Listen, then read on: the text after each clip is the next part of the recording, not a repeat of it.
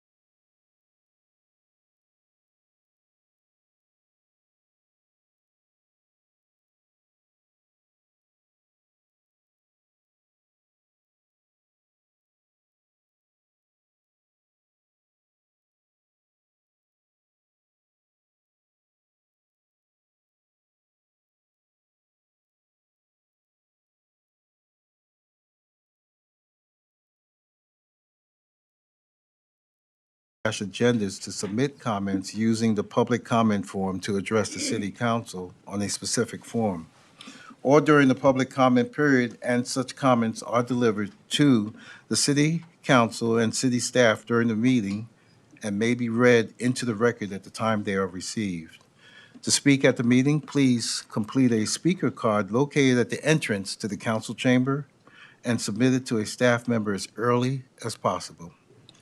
Persons with disability who require auxiliary aids or services in attending or participating in this meeting should call the office of the city clerk as soon as possible. If we can all kindly please rise for the pledge to the flag. I pledge allegiance to the flag of the United States of America and to the republic for which it stands, one nation, under God, indivisible, with liberty and justice for all.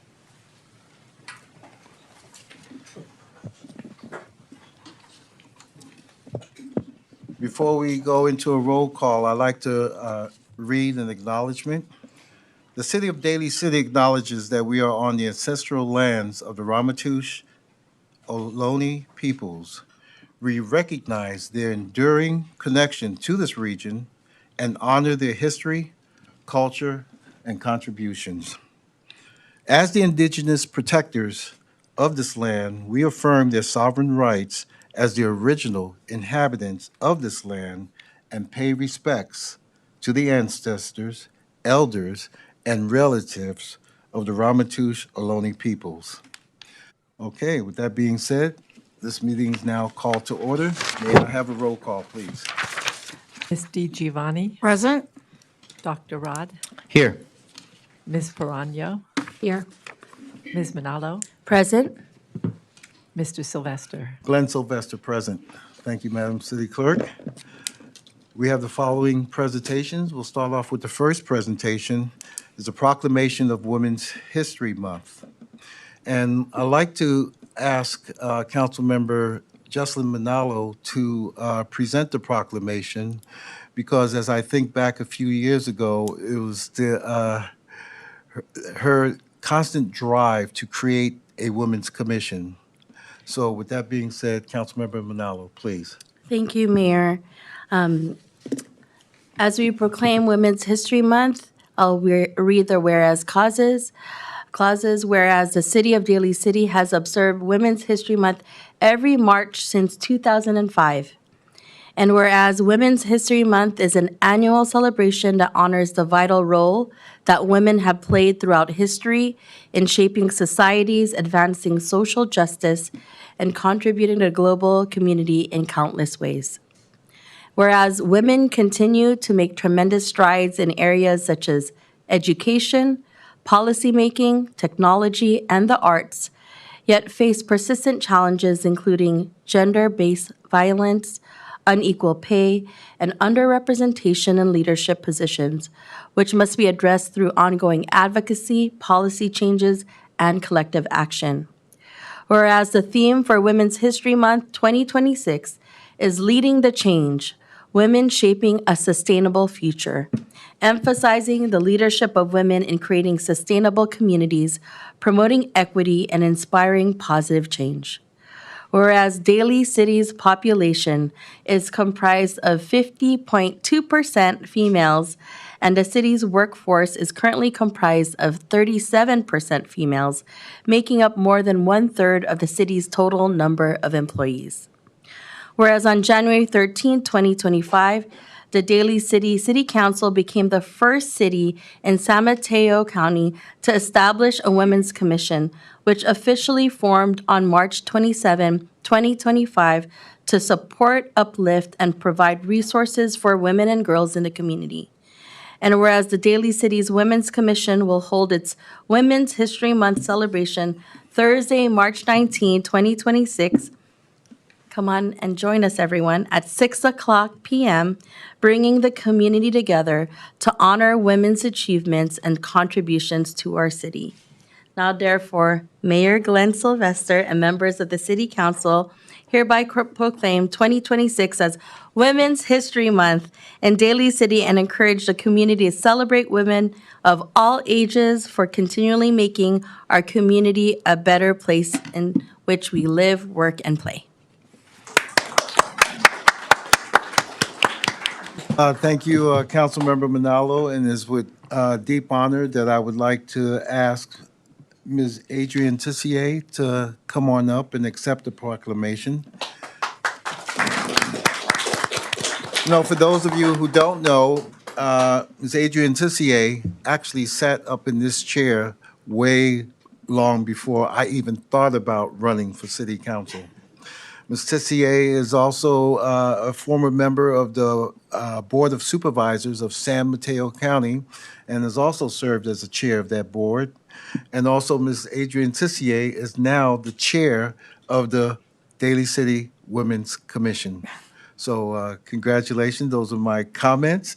And I'd like to turn it over to my colleagues if they have any other comments. Okay. I'd just like to point out that the vice chair of the Women's Commission is also here, Gabriela Maxman. So thank you for being here. Yes. And I'd like to say how proud I am to have Adrienne Tissier being not only on the Women's Commission, but leading the force. And I look forward to seeing all the wonderful events and workshops that this Women's Commission will bring to us and to the women of Daly City. So thank you. Councilmember DiGiovanni, please. Thank you, Mayor. Well, Ms. Tissier, your years of public service are remarkable, unmatched, and for how you always, I remember actually when I first even started attending these meetings, when you were sitting up here. You were always advocating for the right thing and advocating what was best for Daly City.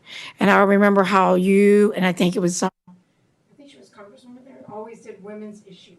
Always focused on the women's issues and made sure that the women were always highlighted. So I couldn't think of a better person at this moment to be one of the first to accept this. I'm very humble that you are serving and continue to serve. And you came back for a commission, which you didn't have to, but you did. So thank you very much. Humble and grateful for your service and your continued service. Thank you so much. Thank you, Councilmember DiGiovanni. Dr. Rod? I don't know if this mic is on, but. I'll take care of that. I'll try to. All right, great. Thanks, Mayor. I just want to say happy Women's History Month. When we talk about, sometimes we talk about like the unpaid labor that women have in our society, right? We always put so much stock in terms of like who gets paid, in terms of like professional. But when we talk about the emotional care, the emotional labor, the spiritual labor that women have to do in terms of holding up families and, looking up to my colleague, Justin Manalo and Teresa Perano and being grandma and moms, you hold up a lot. And there's a lot of privilege that I stand on because of women. And just want to, deeply appreciate and thank you. Thanks for all the women that have shaped who I am today, that has taught me how to be patient, that has taught me to become the husband I am today and the father I am today. If it wasn't for you all in terms of shaping who I am, I probably wouldn't be in the position I am where I'm at now. Thank you. Thank you, Dr. Rod. Councilmember DiGiovanni, did you have an additional Because I see comment? all the women sitting down here. They're a representation of all cultures. And for all the women, not just in here, but everything there, I see our Pacific Island women who represent also, I know that a lot of passionate, and I see all of you sitting in the back there, and I see Lizelle over here, and I see Natalie and Denise, and all the women here. And this tells you about leadership in our city and what they represent, and especially Ms. Tita Perla, who really has been in service all your life. So I really appreciate all of that. And to all the women out there, when they say when you rise a woman up, everyone rises. And I believe that because that is the real truth of what I think Dr. Rod expressed as well. So thank you, Mayor. Thank you very much, Councilmember Di Giovanni. Adrian, would you like to say a couple of words? Well, I'd just like to say thank you on behalf of the Commission on, well, not on the status of women, see, that's why I go back into time, the Women's Commission. We've had a great year, we've had a retreat, we've got a path forward, and we're looking forward to next Thursday. That's very exciting for us. We've created a wonderful program with some wonderful people being honored, and we hope everybody here can come. We'd love to see all of you. And I'd also like to, you mentioned Gabby's here, but so is Lizelle. Shan Losario, where is she? Oh, there she is. I'd like to have them come up as well.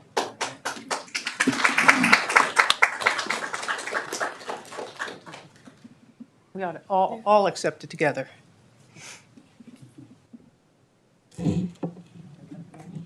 Well, Adrian, I think as council, I think we should come up behind you and stand. Oh, perfect. That'd be absolutely perfect. We'll stand in the back. And let Justin This way, since the camera's this way. Oh, wait a minute. Glasses on. Always find the glasses. Ready on 3, 1, 2, 3. Got it? Thank you. Thank you. Mayor, is it okay if we ask the other women to, Yeah. if you're a woman in the audience that would like to take a photo together to honor, the Women's History Month, please join us. I think, let's do one with all the women, job. right, Mayor? Yeah. Like, Well, here. all the Yeah. women. Go ahead. Yeah. Perla, come up here. Perla, come up here. Come up here, Perla. Wait, are you on the council? I should go. Put you in the background, nobody see you. Women not coming. Let's wait for everybody. Come on, don't be shy. Don't be shy. Leilani, city clerk. Where's Rose? Right here, right here, right here. Was Teresa Fapua? We're gonna call everybody out. That's the whole thing. I got that from you. It's the whole place. Problem now is the men are taking. Oh, I forgot those cards to give. I want to get up and get one picture. Okay. All right, bye. Can we get in? Do you got it? Do you got it? You got it. Smiling. Are we smiling for anybody? Okay. Oh, wait, I was talking. Wait. No, I was talking. I was talking. Like, when do we get that? Boy, that would be a good picture. Thank you all, I appreciate it. Absolutely, absolutely. Yeah. Okay. Absolutely, absolutely.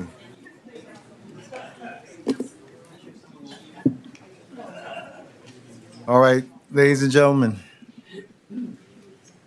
thank you very much. Again, congratulations, and we're going to move on. The next, we have a presentation from Peninsula Clean Energy, the CEO, Sean Marshall. Hi. I'm kind of smiling because I used to be on Peninsula Clean Energy for a long time, and I know the work that you do, and Dr. Rod is now the representative there, and you have some long meetings and technical meetings. Yes, we do. Not that I couldn't handle it, but I really appreciate the awareness and the outreach and what Peninsula Clean Energy does. So, Thank you. Marshall, you have What a the floor. lovely segue. Thank you. Good evening, Mr. Mayor, members of the council. My name is Sean Marshall. I am the CEO of Peninsula Clean Energy. I was also around during the startup of PCE and helped with the county of San Mateo and all the cities back in the day. So it's a real pleasure to be here. I do have slides. Hopefully you receive those. Great. If we could cue the slides. Thank you. Maybe while we're waiting, I'll just acknowledge Councilmember Rod Douse Magboal, excuse me for the pronunciation there. You've been a longtime board member. I do want to just acknowledge your service, along with Teresa Perano, his alternate. So I do appreciate both of you and all of your service on the board. All righty. Okay, so what we're here tonight to do is to just provide a very, very brief update on what we've been up to throughout our service territory. And then also I'll just draw reference to a consent item that you all have this evening. It is an administrative amendment to our Joint Powers Agency Agreement.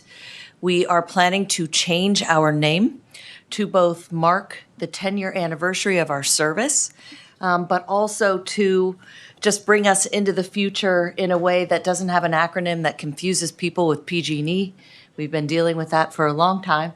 And also just to reflect our broader service territory. So you'll see that on your consent calendar this evening. But just to bring us local here, so Peninsula Clean Energy was founded in 2016 on a couple of key pillars. The first is to lower electricity costs.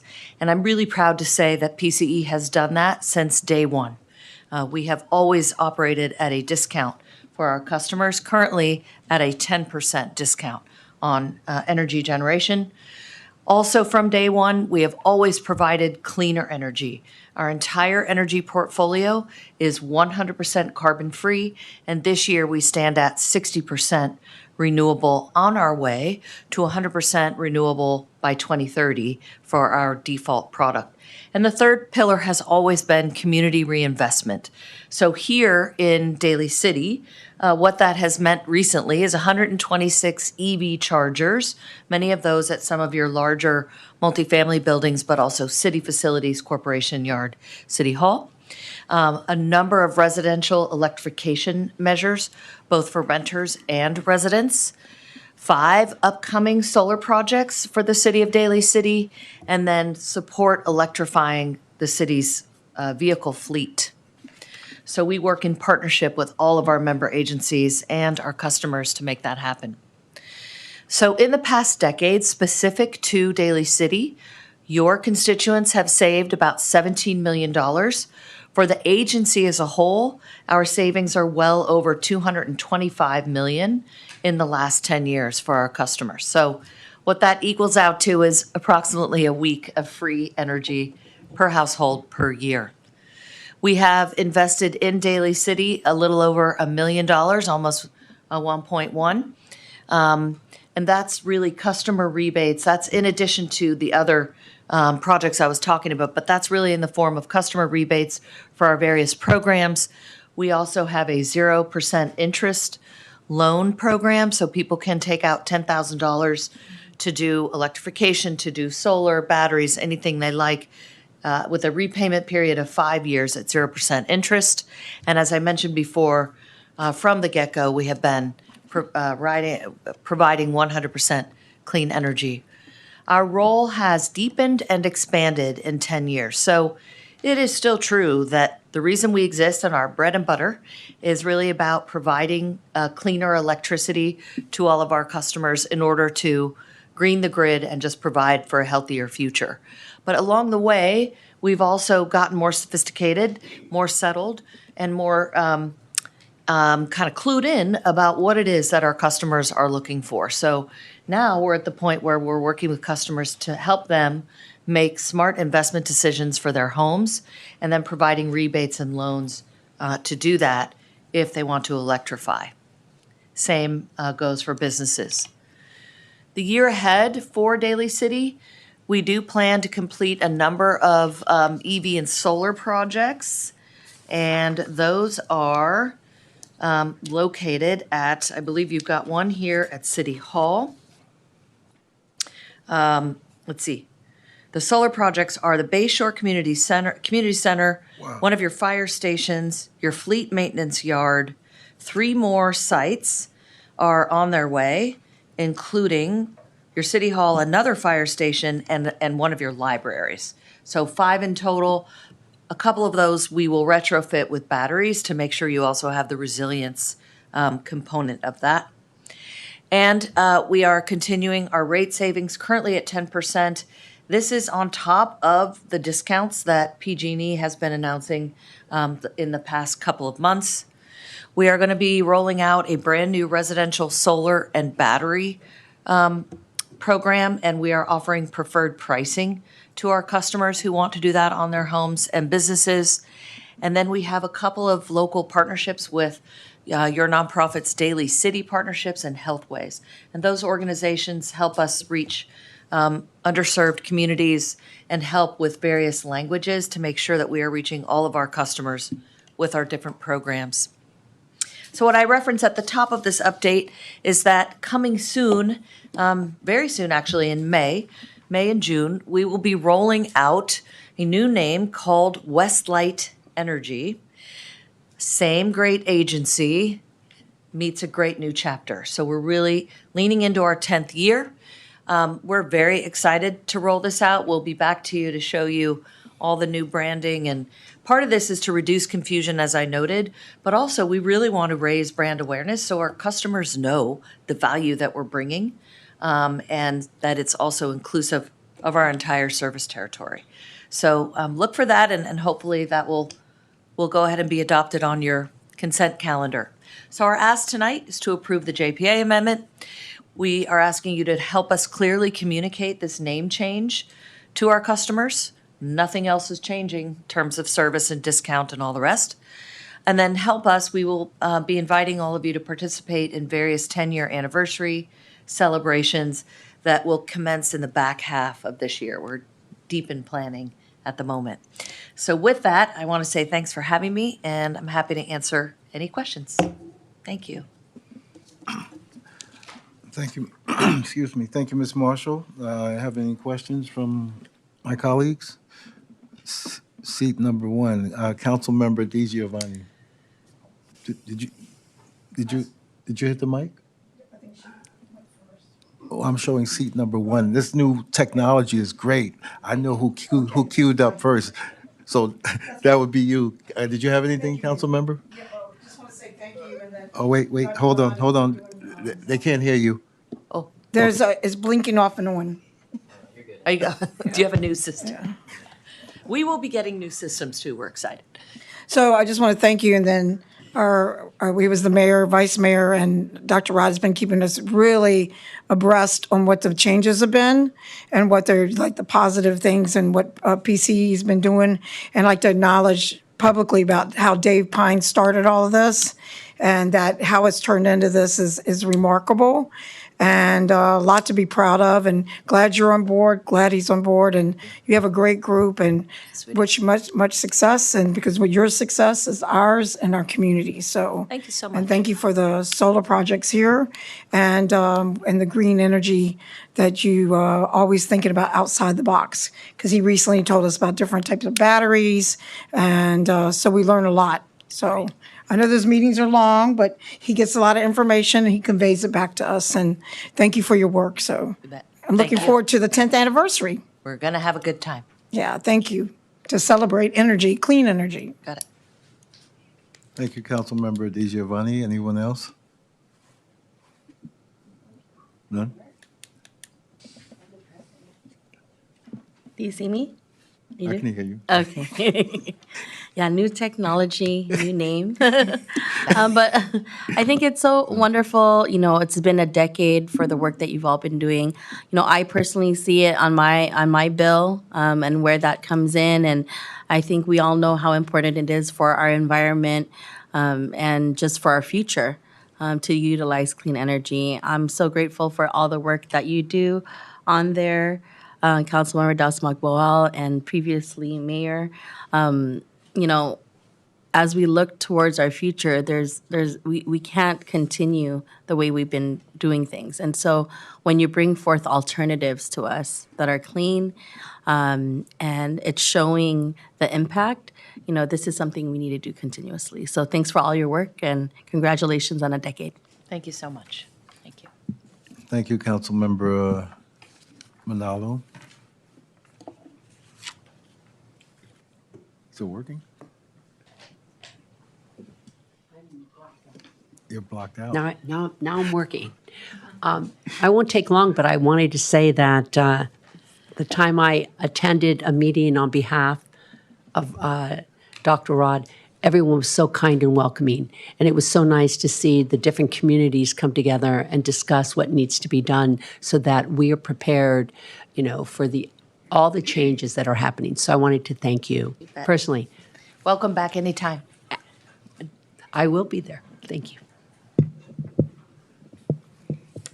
I don't know. I'll just probably turn this thing off and you folks just do whatever you want to do. Ms. Marshall, again, thank you so much. Thank you. I can speak at length to what the organization has been doing, but I'll definitely keep it short.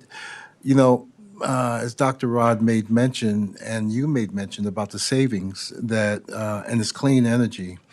And it goes far beyond that as well, because as we sit up here on the council and when development comes up, especially big developments, we ask if they will put down the infrastructure for EV charging.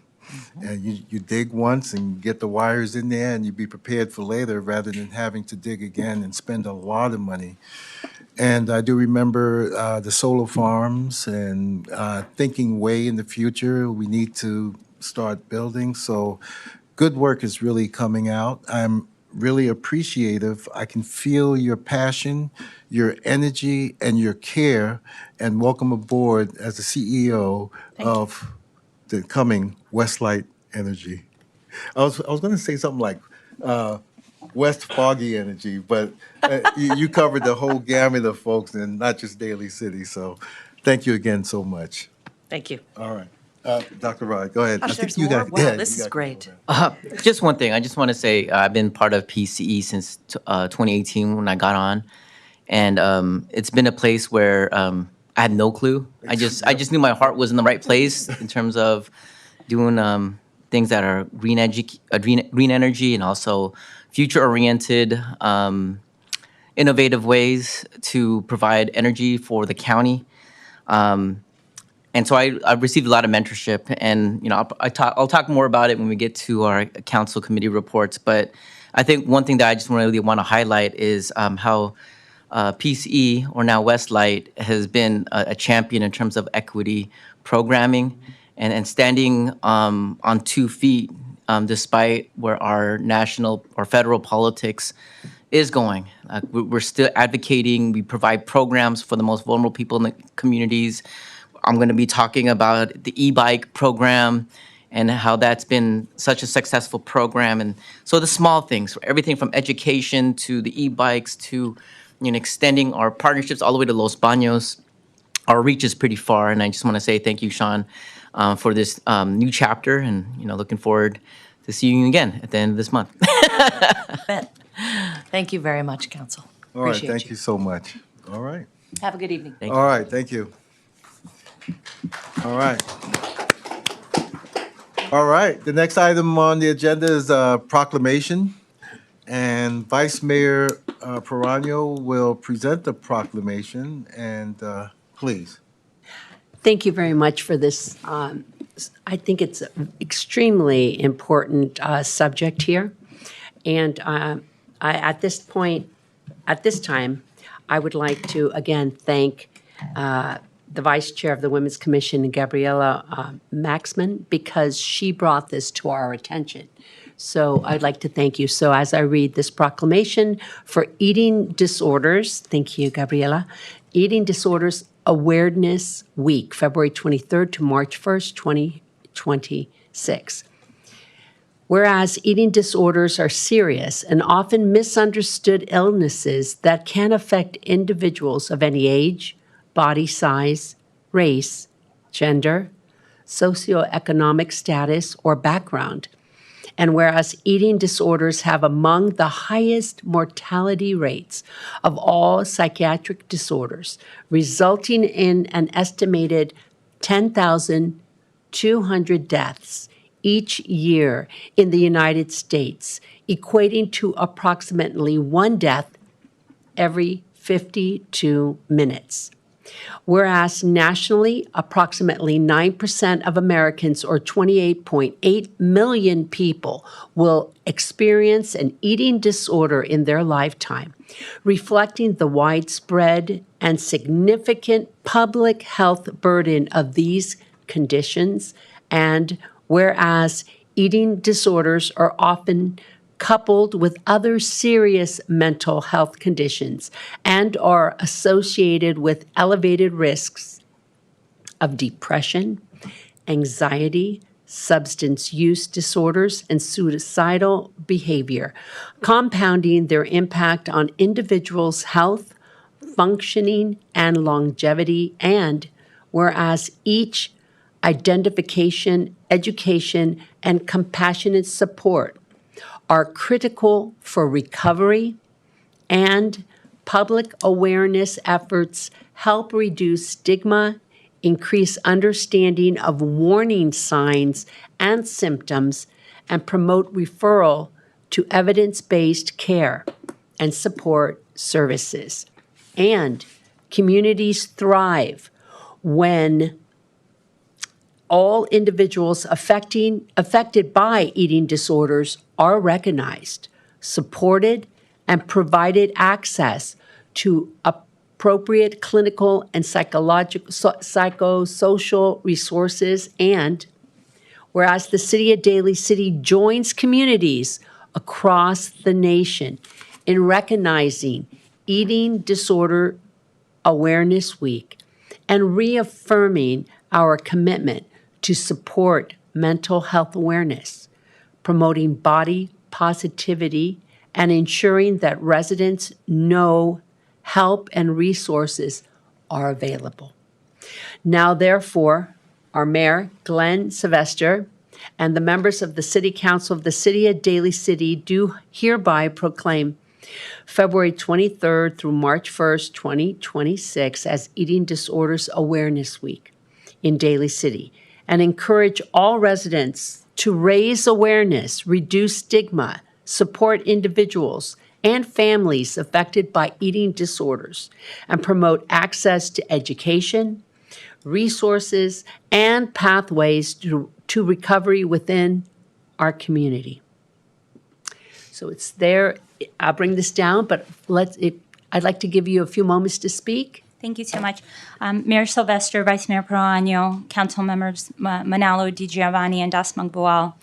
Thank you very much for your recognition of Eating Disorders Awareness Week in Daly City. I'm going to read a speech by Commissioner Frida Aguet, who helped bring Eating Disorders Awareness Week in San Mateo County. But I just first wanted to say that this is an issue very personal to me as someone who has recovered from a number of eating disorders. From 14 to 21, anorexia, bulimia, and later binge eating disorder took over my life. It prevented me from the adolescence and young adulthood that I saw on American sitcoms when I came to this country as a refugee in 1988. At age 17, I joined a 12-step program that at the time saved my life, but it wasn't until 21 that I started therapy that my life finally began to transform. I'm an example of what an eating disorder survivor is, but I was one of the lucky ones. Eating disorders have one of the highest mortality rates of any mental illness. Thank you for bringing attention to this important and serious set of mental illnesses. This recognition is going to help so many still struggling. And now I'll read Frida's words. Mayor Sylvester, Vice Mayor Perano, esteemed City Council members, City Manager, and residents of Daly City. My name is Frida K. Aguet. I'm a San Mateo County Behavioral Health Commissioner, chair of its youth committee, co-founder and catalyst of the Futures Commission, community consortium chair of Alcove San Mateo, and most personally today, I am someone in recovery from an eating disorder. I'm unable to be with you in person due to business travel, but I'm deeply grateful to Commissioner Gabriela Maxman for championing this issue and for generously reading these words on my behalf. Thank you, Daly City Council, for adopting this proclamation. By recognizing eating disorders as a leading cause of preventable death, claiming an estimated 10,200 lives each year, one life every 52 minutes, you are doing something profound. You are saying that this suffering is real and that our community will not look away. Let me offer a face or a lived account to go to those numbers. Eating disorders are not about vanity or willpower. They are serious mental and physical illnesses. Over those 15 years, from 15 to 30, the disease manifested along a full spectrum of behaviors. For me, restriction was an illusion of control, a way to manage an interior world that felt unmanageable and an external world that felt chaotic. The purging was releasing intense emotion, punishment, and penitence. The binging and the compulsive eating was seeking false comfort and protection from food, when what I really needed was to reach out. My experience is not unique, although eating disorders are on the rise amongst young people, especially young girls, accelerated with the advent of social media. They are not adolescent phases or lifestyle choices. Eating disorders are among the highest mortality rates of any mental health condition, affecting people of every body size, every race, every gender, and every background. Roughly 9% of Americans struggle with an eating disorder in their lifetime. In the state of California alone, 3.5 million residents will have an eating disorder, underscoring the local impact of these illnesses on families, schools, workplaces, and community health systems. Spearheaded by the people with lived experience through Supervisor Mueller's office, San Mateo County launched its first wide Eating Disorders Awareness Week in over a decade. A week of conversations, celebrations, and connections designed to stop the stigma and start the dialogue. In adopting this proclamation, Daly City is extending that commitment beyond a single week and sending a clear signal. Mental health does not have office hours. Recovery is not linear. It is a conscious and at times white-knuckling practice, 1 day, 1 hour, 1 breath at a time. And it is possible. I am living proof. But it requires early identification, compassionate support, and most of all, the willingness of communities like this one to say, you are not alone and help is here. If you or someone you love is struggling, please reach out. Call or text 988, the Suicide and Crisis Lifeline, which also supports eating disorders crises. Locally, Alcoves, NAMI San Mateo County Behavioral Health and Recovery Services, the Healthy Teen Project, and Measure Up San Mateo County provide local support for those struggling and caregivers. They are here to help. You do not have to face this alone. I want to close by thanking Supervisor Ray Mueller for sponsoring this recent initiative, as well as Behavioral Health Commission Liaison Supervisor David Canepa for being a consistent champion of this work. And again, my deepest appreciation to Commissioner Maxman for standing in this room today in my place, and to this council for lending your voice to an issue that has long deserved one. Together we can and do recovery. With gratitude and in solidarity, Frida K. Again. Okay. Vice Mayor? Vice- Yeah, no. Right, right. I'll start off, I'll probably end up. First of all, I want to say, Commissioner Maxman, thank you so much for bringing this to our attention. And Frida's words were very touching. There was one paragraph that you said, even though, as the proclamation states, February 23rd to March 1st, that is already passed. However, by bringing awareness, it's kind of like extending it, and I caught that when you read it. That is so true, very much true. So I want to say thank you so much. Your position on the Women's Commission, as we can see this evening, I was first apprehensive at first, and I'm just going to admit this, but I realized that the Women's Commission don't just handle issues pertaining to women, but basically for everyone. So kudos to the Women's Commission. Kudos to you for bringing this to our attention, and kudos to Frida, who received the proclamation from San Mateo County. It's very much appreciated. So with that being said, I'll open it up to my fellow council members. Councilmember Pam DiGiovanni. Thank you. Well, when you speak from your personal story, I think that to me is that when you get up and do that, I think that lets other survivors know we are blessed that you are a survivor, because that bears witness so other people know that. And the fact that you are here and have the courage and you gave Frida the voice, and even though the voice is hers on some of it, it's your voice too. So it tells you that it's a fight for people every day, and that we need more awareness. And if there's something that we can do to have awareness campaign through our behavioral health, or because I know even at the youth center, they touch on it a lot for the youth, because because it affects all ages. And like you were saying, you came here as a refugee. So when people go through trauma or whatever they go through, it could trigger certain things, no matter what it is, and it can manifest in different ways. And that is something that people need to know about and not to have a shame, because everybody walks a walk and we all have testimonies to tell in our life. And I thank you from the bottom of my heart for you telling yours and for Frida to open this up, and to the Board of Supervisors in the county, because it needs more. It needs more. We do a lot awareness on many things. This is a part of it, and to make sure it's integrated, which I'm glad that behavioral health is and Dr. J, but it really needs to be talked about. And when you talk as a person that's gone through it, I think that's where you hit the heart and you hit everything about it, like all of it.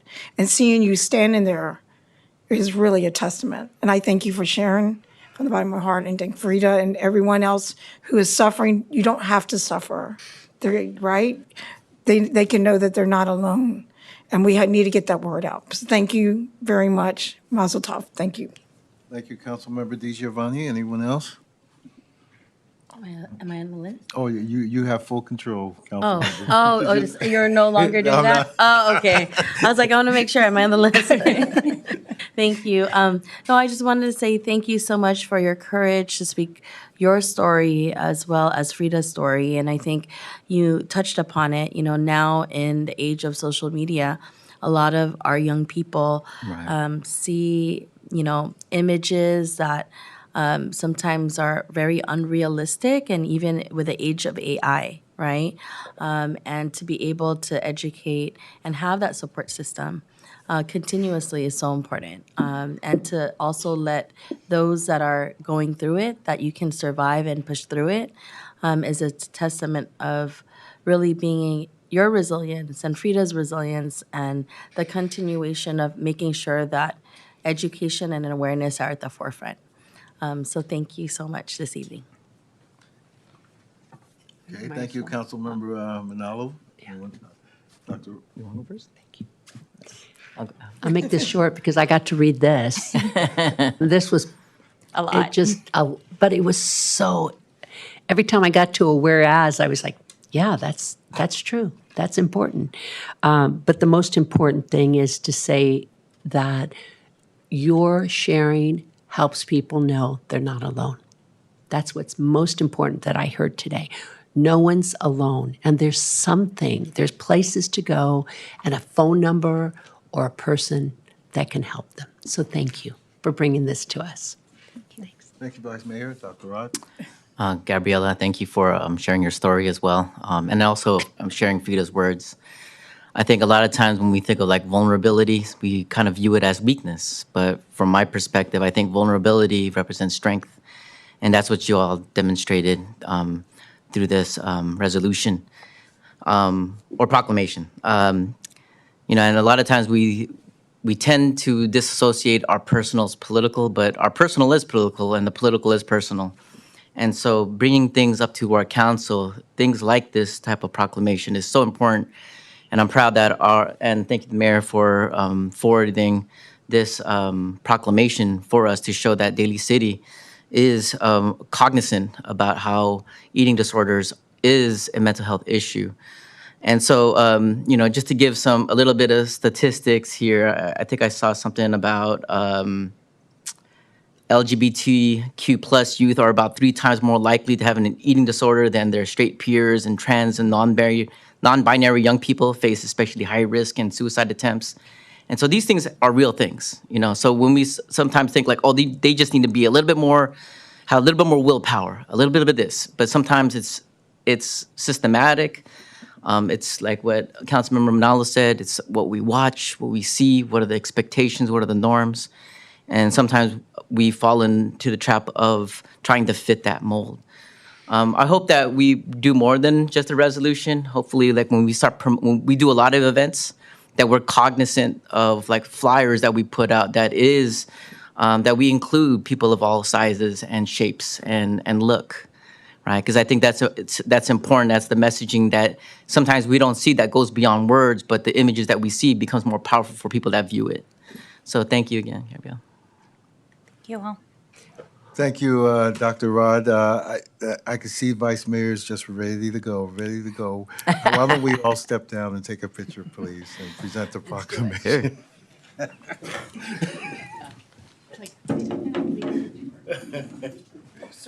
No.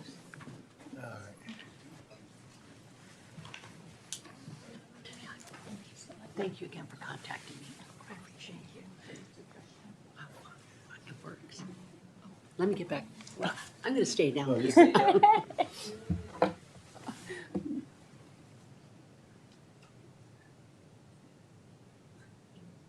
you. Thank you. Thank you so much. Thank you, Commissioner. Thank you so much. Mayor. All right. Thank you. Great job. We can start crying now.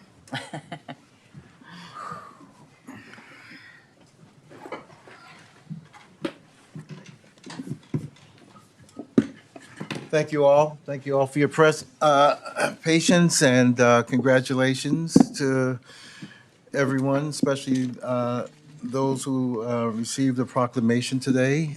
Really means a lot to us. So we're going to move ahead on the agenda. The next item is the approval of the minutes. I'll entertain a motion for the approval of February 26 minutes of 2026. Motion to approve We the have a minutes. first by Second. Councilmember Manalo, and I heard the second by Councilmember Di Giovanni. Any further discussion? All those in favor of approving the minutes of February 23rd, 2026, say aye. Aye. Any opposed? Any abstentions? The minutes pass.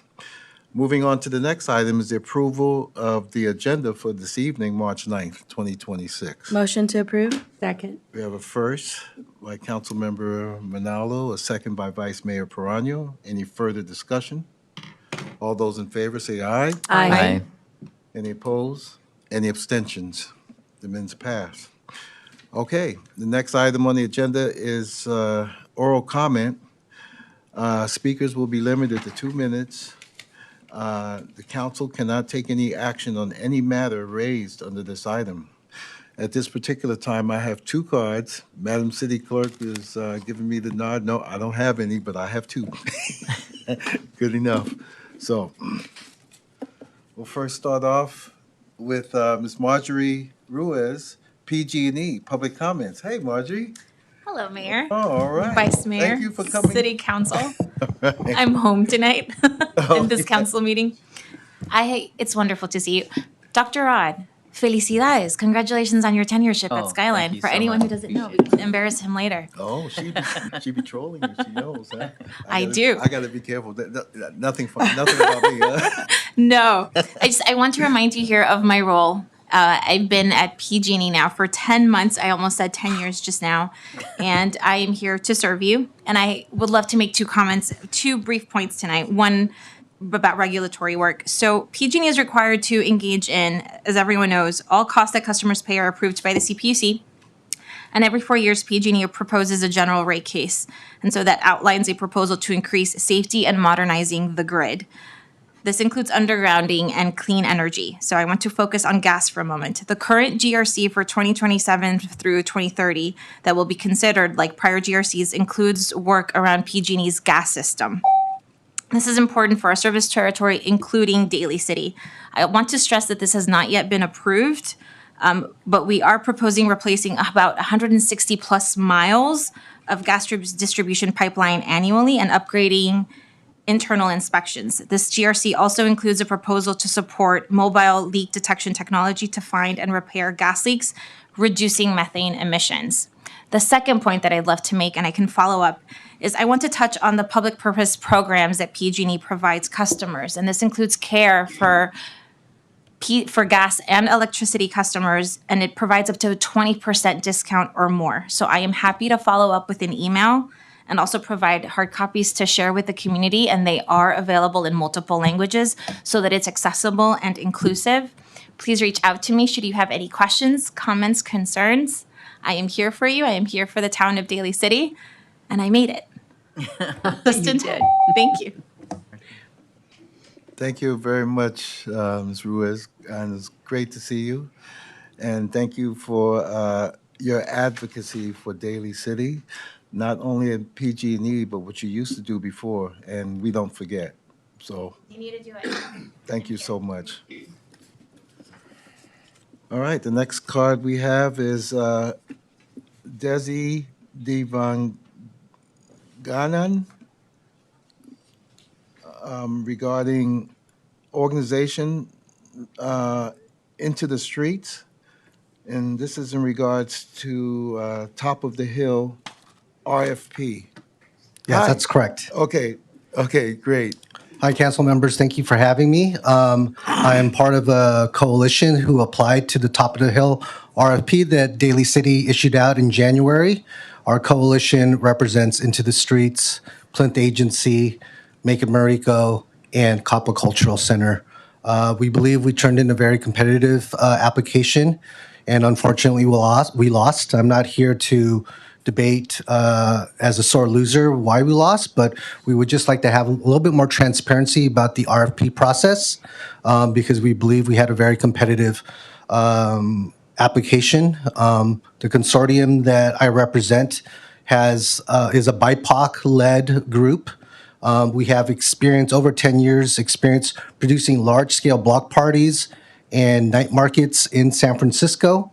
We were actually the group that created the first night market in San Francisco called Undiscovered. Also part of our consortium is Into the Streets, who produces a monthly block party in San Francisco called Downtown First Thursdays that has an attendance of 20 to 30,000 people every month. In general, our consortium has the track record of managing city and public funds of budgets of over $2 million. And when we asked for a scorecard, we didn't get a scorecard. And typically, when we apply for civic RFPs, when you lose, you get a very detailed scorecard on the reason why you lost. And I know this RFP had a very detailed rubric on judging applicants, but we weren't given a scorecard based on this rubric. And so we urge the Daly City Council to look into the RFP process and provide a little bit more transparency for all the applicants who spent their time putting in applications. Thank you. Thank you, Mr. Danganan, and Yep. thank you for coming to speak to us. Thank you.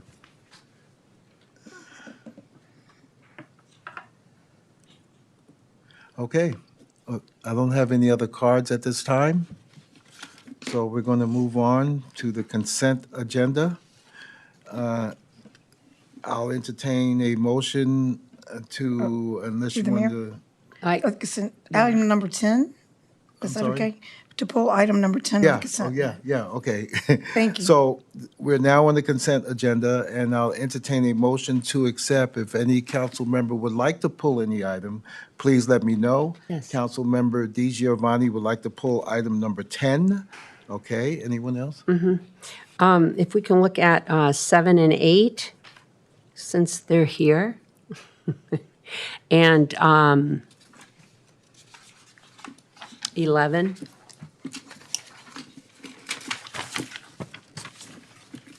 Thank you. Acknowledging 7, 8, 10, and 11 at this time. Are there any other items? All right, just for the record, Vice Mayor, I wanted to let you know because I do see the folks here. I was thinking the same thing, 7 and 8, so I just wanted to let you know. Like minds. You're very good. All right, so I'll entertain a motion to accept all items on the consent agenda with the exception of items 7, 8, 10, and 11. Who So would like to make- moved.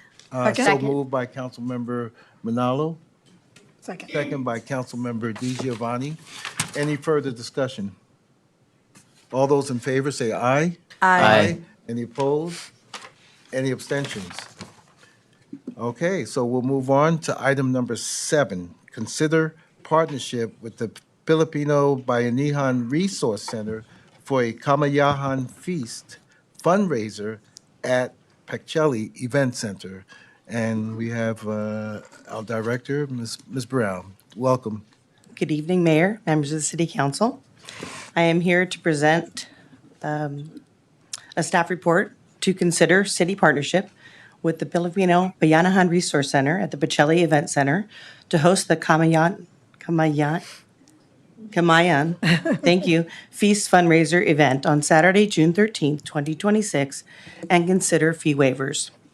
PBRC is a community-based nonprofit in Daly City dedicated to empowering individuals and families through education, advocacy, and access to essential resources. Rooted in the spirit of Bayanahan, coming together to uplift one another, PBRC serves the Filipino community while remaining open and inclusive to people of all backgrounds. For over 10 years, PBRC has proudly partnered with the City of Daly City Department of Recreation Services, serving on the planning committee for the Kasayahan sa Daly City cultural event, and helping sponsor and support community events such as Spring Fun Day and other programs that strengthen connections across Daly City. PBRC is hosting an event on Saturday, June 13th, 2026. As a partner, the city would host the event at the Bocelli Event Center and promote the event to the Daly City community. The Kamayan Feast fundraiser is inspired by the Filipino tradition of sharing a communal meal, celebrating culture, togetherness, and connection through food. While Kamayan meals are traditionally enjoyed without utensils, this event will offer utensils for guest comfort while preserving the spirit of gathering and shared experience. Proceeds from the fundraiser will directly support PBRC's community programs and services, including educational workshops, youth and family resources, cultural programming, and outreach efforts that benefit diverse communities throughout the area. As a partner, the city would host the event at the Bocelli Event Center on Saturday, June 13th from 3 to 10 p.m. The chart below depicts all costs associated with the rental. PBRC has already submitted payment for the $1,000 refundable deposit, the $400 mandatory non-refundable custodial fee, and the $147 non-refundable insurance fee, which totals $1,547. The total rental fees requested to be waived are for the hourly rate of $225 times the 7 hours, of which amounts to $1,575. Staff recommend that the City Council provide direction to staff on event partnership and fee waivers. Staff and the community partners are available to provide any additional information desired by the mayor or council members. Thank you, Ms. Brown. Any questions?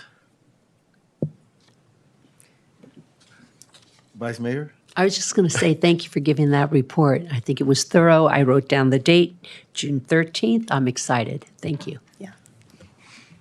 Anyone else? I have one question. If I can have, you want me to call Tita Perla? Tita Perla, could you come up to the front, please? This is just for clarification.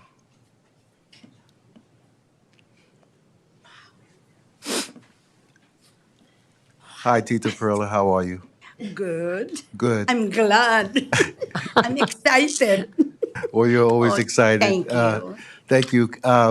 For Denise, Thank I just want Tita Perla tell you what the word in Filipino kamayan means. There you go. Marie. Come on. Well, come on. This is just for information only, folks. So, Explain the kamayan. what's kamayan? You eat with your hands. No. Oh. You say it. Okay. It's to eat. This To eat with your well, Right, Jocelyn? Kamayan. Oh, okay. kamayan. Okay. All right. Oh, wait. Okay. Well, since I got you there, Maria. Okay. Using your hands. Okay. Now, Ms. Brown had made mention that you'll be providing utensils there. Are you meaning to say you're actually going to have a boodle fight? That's what it is. Yes. Yeah, exactly. On banana leaves. Yeah. Okay. A boodle fight is where all the food is on banana leaves and you eat with your fingers. Yes. For those But of with you who plates. didn't You know. have serving spoon. You have serving. You have everything. And gloves. But the foods are there. You can have all yourself. Very good. Very good. Well. Thank you so much for that clarification. I just did that so that the public can help understand, because we definitely respect many cultures in Daly City, and this is good to know. Thank you so much. Thank you. Are there any other comments for the presenters? Councilmember Manalo, please. Thank you, Mayor. I think it's just a wonderful idea. It's also to be able to share the Kamayan experience.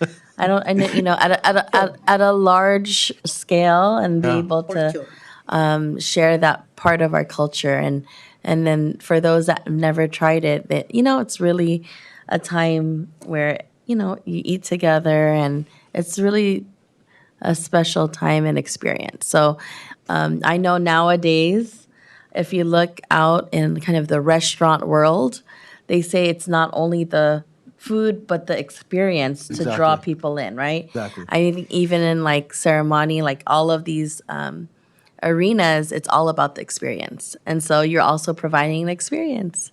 So, thank you. Great. Anyone else? I'll make the final comment. If I show up, you make sure you have some bagoong and alamang, okay?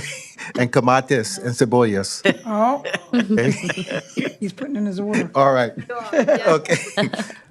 Not seeing any additional comments from my colleagues, I'll entertain a motion to accept item number 7. Motion to approve item. accept item number 7? We have a first Second. by Councilmember Di Giovanni, a second by Councilmember Manalo. Any further? Piranha. I thought it was you. We all We, both we sound are the same. sounding the same. Oh, yeah, you are. Okay. She beat me to it. Okay. I was going to. All we're going to do it at the same time. Vice Mayor, I expect you to be first in line with me. Yes.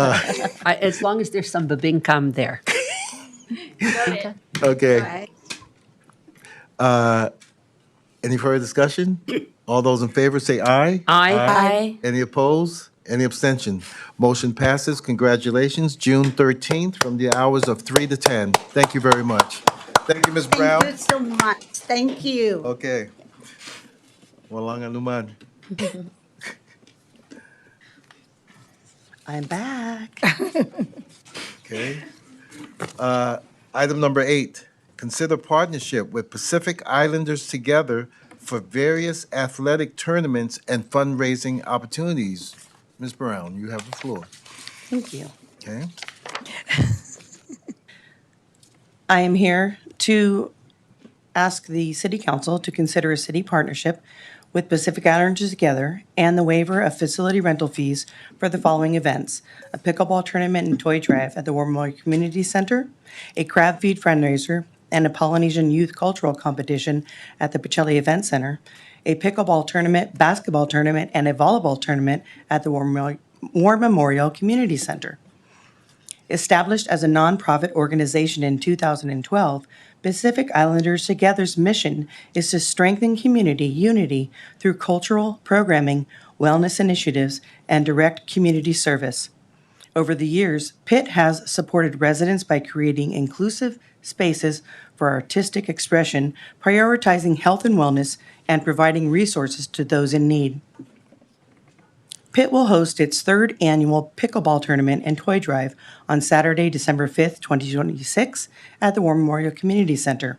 This event aims to blend recreation, community engagement, and philanthropy by encouraging attendees to donate toys for children in need during the holiday season. The tournament is designed to raise awareness, increase participation, and foster a sense of unity while supporting a charitable cause. In addition to the toy drive event, Pitt plans to organize a series of athletic tournaments in spring 2027, April and May, that serve as lead-up activities to its annual Shine Family Day Festival in partnership with the City of Daly City. Pitt plans to host a crab feed fundraiser. They also plan to host a Polynesian youth cultural competition, bringing together high school, college Polynesian clubs from across the Bay Area to participate in a day of cultural performances, student-led speeches, and creative expressions rooted in Polynesian heritage at the Pacelli Event Center. This event is designed to celebrate Pacific Islander identity, empower youth leadership, and foster cultural learning in a safe, inclusive, and family-friendly setting. The event will also feature cultural booths, resource tables, and an awards ceremony recognizing student excellence, and will serve approximately 150 to 200 participants and guests, including students, school advisors, families, and community leaders. As a partner for the above-listed toy drive, athletic tournaments, crab feed fundraiser, and Polynesian youth cultural competition, the city would provide in-kind support, including the use of facilities promotional assistance, staff facility support on day of events, and equipment such as tables, chairs, and access to pickleball equipment. For event dates and locations, please refer to the table on page 2 of this report. The City Council is asked to consider approving this partnership and waiving associated facility rental fees for these scheduled events. It will be the responsibility of Pitt to make payment of the non-refundable insurance and mandatory custodial fees totaling $1,405 and refundable deposit fees totaling $1,800 2 weeks prior to the first event occurring on December 5th, 2026. The total rental fees requested to be waived amount to $10,400. As the events scheduled for April 17th, 24th, and May 1st, 2027 will be issued under a single permit, only one non-refundable insurance fee and one refundable deposit fee will be applied. And as the event scheduled for March 20th and April 10th will be issued under a single permit, only one non-refundable insurance fee and one refundable deposit will be applied. Each event will still need to pay the $400 non-refundable custodial fee. Staff recommends that the City Council provide direction to staff on event partnership and fee waivers. Myself and the community partners are available to provide any additional information desired by the mayor or council members. Thank you, Ms. Brown. Vice Mayor Perano? Yes. First of all, thank you from Pacific Islanders Together. Your events are always fun to go to. It's a really nice event for the community and for us to be able to share your special dancing, food, I mean, so much. But I would be remiss if I didn't recognize Town of Coma Councilmember Ken Gonzalez. So hello, good to see you. And so I would just say is thank you for coming to the city and working with us. I think it's a really wonderful time, and I've been to various events of yours, so thank you. Councilmember DiGiovanni. Yeah, I just want to make it short because PBRC has been here longer in our city for partnerships, and that in a short period of time that Pitt has had being able to partner with the city, I think there's been a really growing for Pitt, has done more and more and more and contributed to everyone and being inclusive. So I really thank you for that and being inclusive for everyone, and that look forward to all the events. And it's nice that we support nonprofits because nonprofits are struggling right now. I mean, they always struggle, but they really struggle. And then it's nice to be able to be proud enough to support and say, hey, come to Daly City if you're a nonprofit. Then, if you partner with Daly City, then we're going to support you. So thank you very much and really appreciate everything, all the hard work for all our nonprofits. Thank you. Thank you, Councilmember DiGiovanni. Anyone else? And thank you, Denise. Mayor? Yes, Councilmember Manalo. Thank you so much. When looking over the requests, I think what is, for me, I see that the organization, you've been looking ahead to see what you can do for the community. And it's well organized. And yes, I've been to many of your events, and it's really wonderful to see how you've been able to bring people together from Shine Family Day and also just a toy drive continuously year after year. And so with that, when I see the opportunity for also the pickleball tournament, the basketball tournament, all of that provides that avenue for an experience for youth or young adults or who wants to join. But it's also the element that we all support here as a city around recreation and being able to ensure that we have places for all of us to be able to, move our bodies. And so I see you've covered it all the way from pickleball, basketball, volleyball, so all those arenas, which is really wonderful. And then, so I see, there's really a partnership that I think that we continue to bring forward. And I think for me, it's the well thought out plan. So I see that, and also thank you for being here as well. Councilmember Gonzalez, I know you do so much as well with this organization. with your amazing photography and everything. So thank you for being here today and look forward to your events in the future. Oh, may I add to that, please? Yes, Vice Mayor, please. I think it's important to point out that all these events that you do, it's because you're raising funds to then give back to the community. And I would say we were many, I think almost all of us, we were at the event at Bayshore Christmas time, and it was, I mean, a sight. We were standing on the stage, Mayor, as you recall, and we were there, and we could see the children, and the PIT, how they work together to gift. I mean, bicycles. Kids were even able to put I guess they put their name in. There was all sizes of bicycles, and I just want to just say that experience to be there, the music, the food, the gifts. That these people hear that you're doing these events, but they may not realize that these events are to raise funds and then to give right back to the community. So thank you, Mayor. Thank you. Sure, Vice Mayor. Anyone else? Vice Mayor, I'm going to try to speak before you because because she pulls out everything that I was about to say.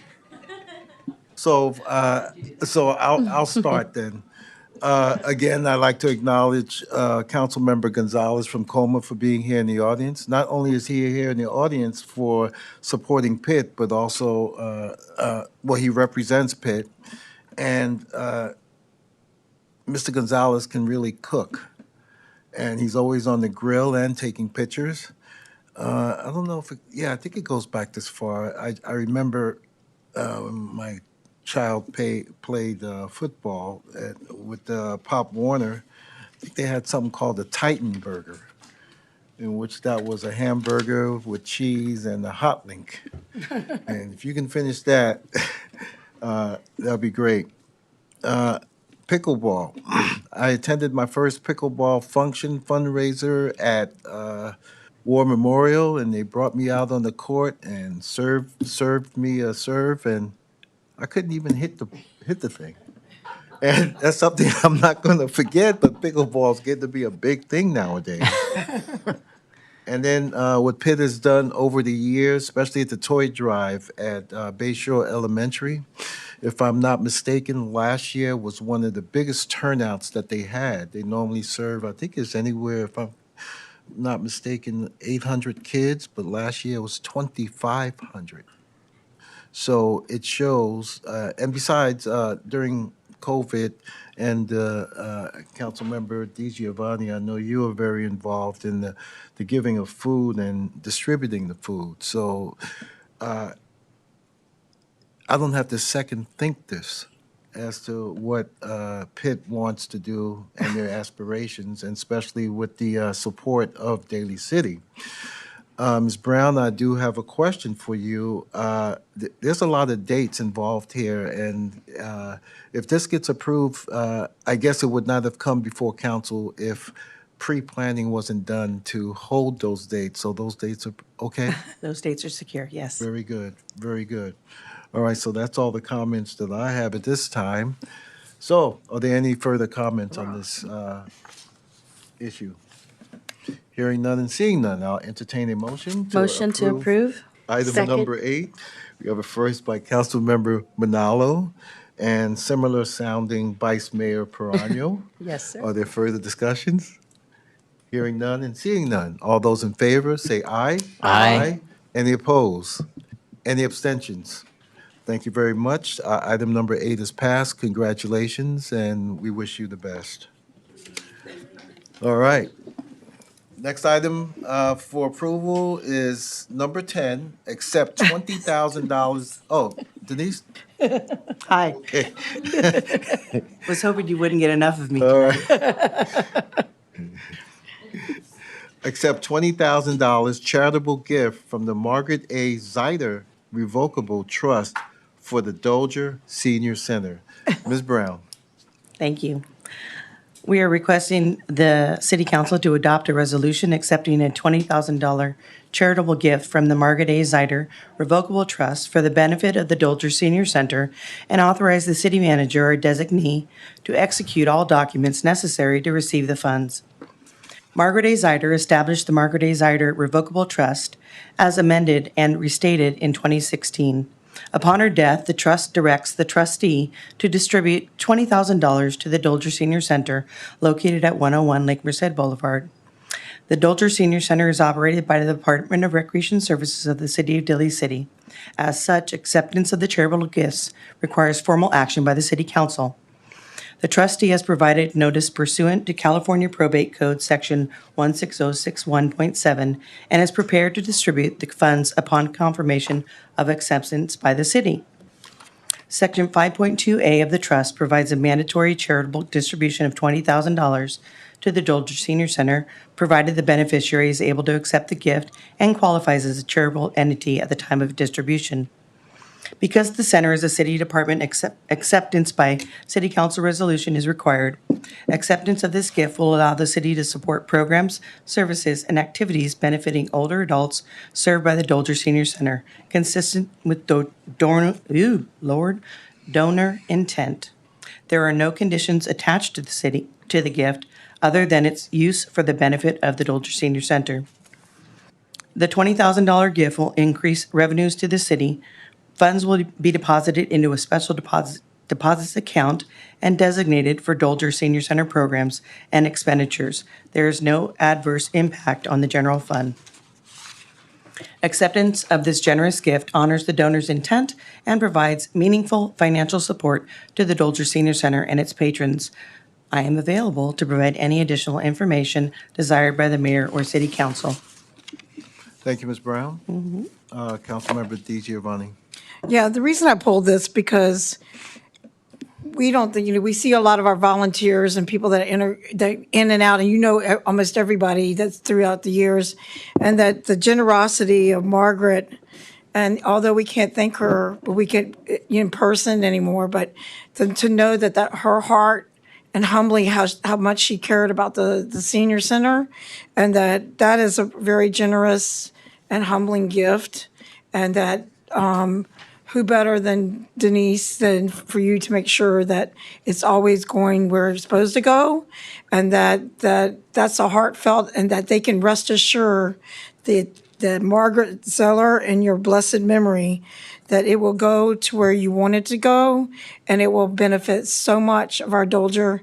And so I just wanted to make sure that people know that in the trust, that sometimes we do get gifts like that. This is not the first time, but I wanted to make sure that she was recognized and in her charitable memory and loving memory. Who could forget the Dolger? It benefits a lot. Thank you, and thank you very much, Denise, and to the trustees. Thank you. Thank you, Mayor. Sure. Thank you, Councilmember Di Giovanni. Any other comments? Mayor, Yes, Councilmember Manalo. thank you so much. I think, when we see gifts like this back to our city, I think it is a reflection of their experience and having the Dolger Senior Center as their second home. And I think it is really beautiful because, in the thoughtfulness of, being able to gift something at their tail end of their lives, right? And I think that it's a testament to staff. It's a testament to the culture and environment that you all bring. And so I think it's so noble to see. So thank you. Thank you, Councilmember Manalo. Any other comments? All right, I'll entertain a motion to accept item number 10. I motion to accept item number 10, please. Councilmember Di Giovanni motions. Second? We sound the same. I had to look over. Okay, second by Councilmember Manalo. Any further discussion? Okay, all those in favor say aye. Aye. Any opposed? Any abstention? The motion passes. Thank you, Denise. As we're moving down the consent agenda, I believe, we only have one more item, which is number 11. However, I saw Mr. Lunghausen walk in, and I did want to pull item number 14.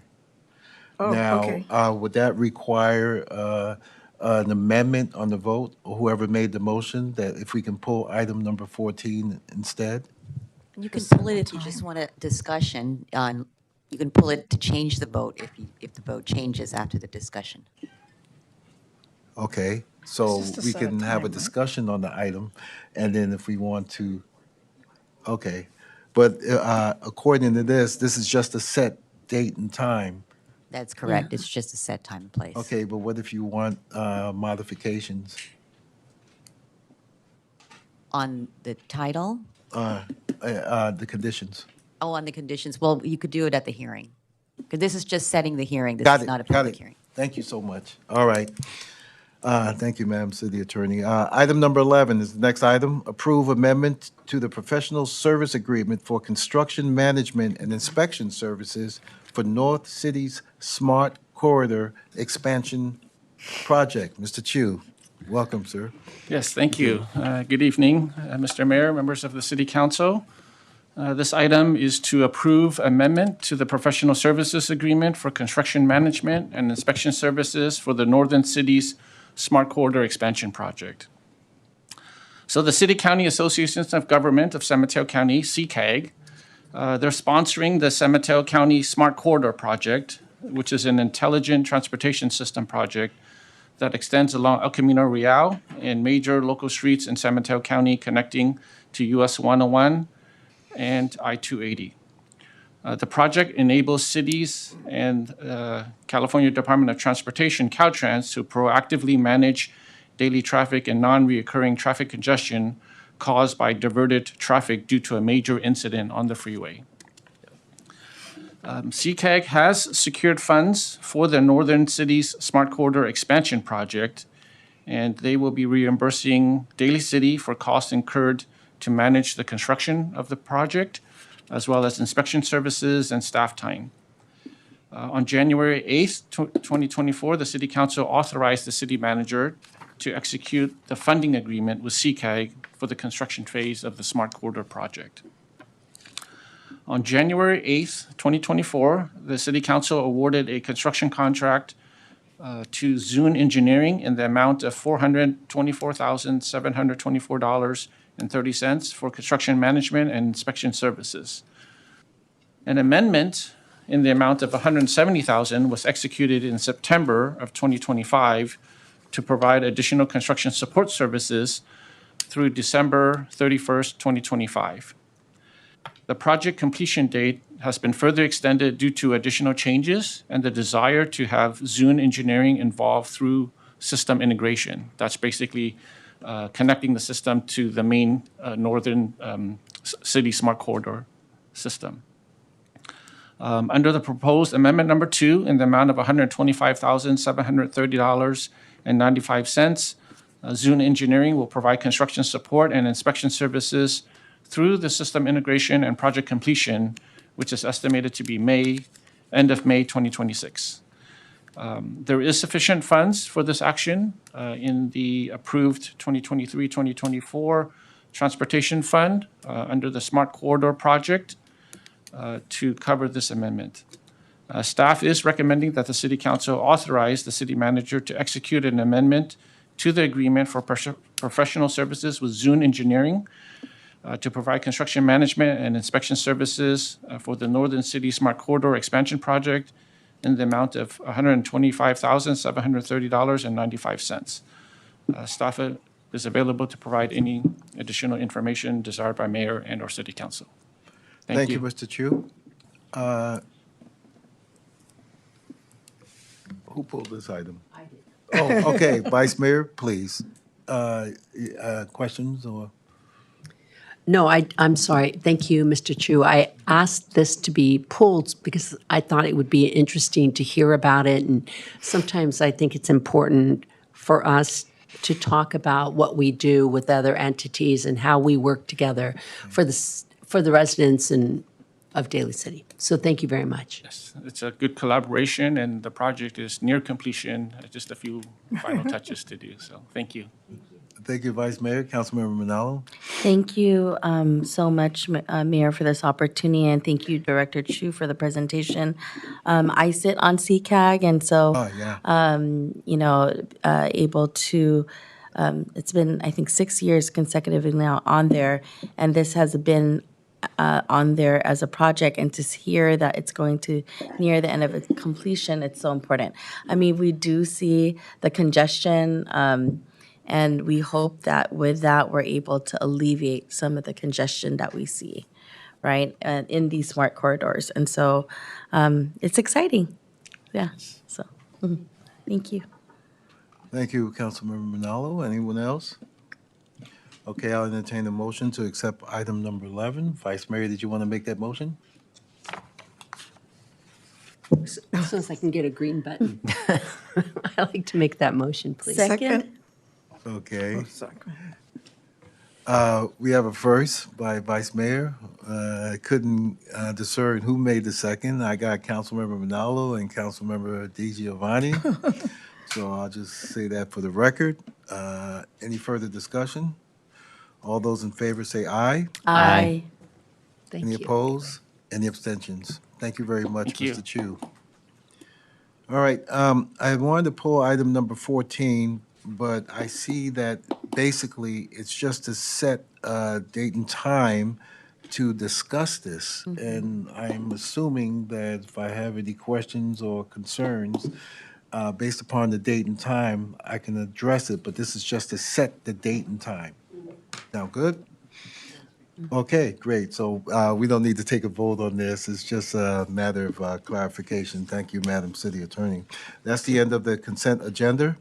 Next item is item number 16, award of contract for the construction of Vista Grande Drainage Basin Improvement Project to Shimmick Construction Company Incorporated. And Mr. Cosgrove. Thank you. Oh, uh-oh. I do have a presentation. Does anybody like a hard copy of the presentation? Is that how big your presentation is, Mr.? It's only this. I'll take it. I'll take one too. Oh, I thought it was the whole thing as well. Yeah, that's a lot of trees there. Dr. Wall. We were like, Not that, we don't mind reading yeah, we thought it was. Thank you.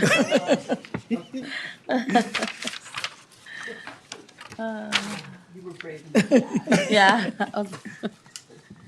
I thought the same thing. I'm like, oh no, that's all. Make sure this is working first. Turn this on. Okay, a little bit of technical difficulties at the beginning. Thank you very much, Honorable Mayor, Vice Mayor, and members of the City Council.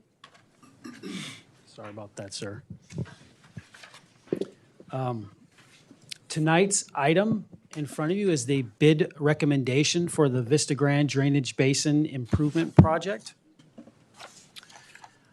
A little bit of background on the project. I provided some of this at the sanitation meeting that we had at our last meeting, but I wanted to go over it a little bit more for yourself and for members of the public that may be watching. The Vista Grande Drainage Basin Improvement Project. It is a multi-benefit stormwater management project that will manage, treat, and reuse stormwater in the Vista Grande Drainage Basin while also providing regional water quality, water supply, wastewater, environmental, and recreation benefits. Just to orient yourselves, once again, everything in the yellow outline is the Vista Grande Basin. Any drop of water that falls within that yellow outline flows through a series of pipes northward towards Lake Merced.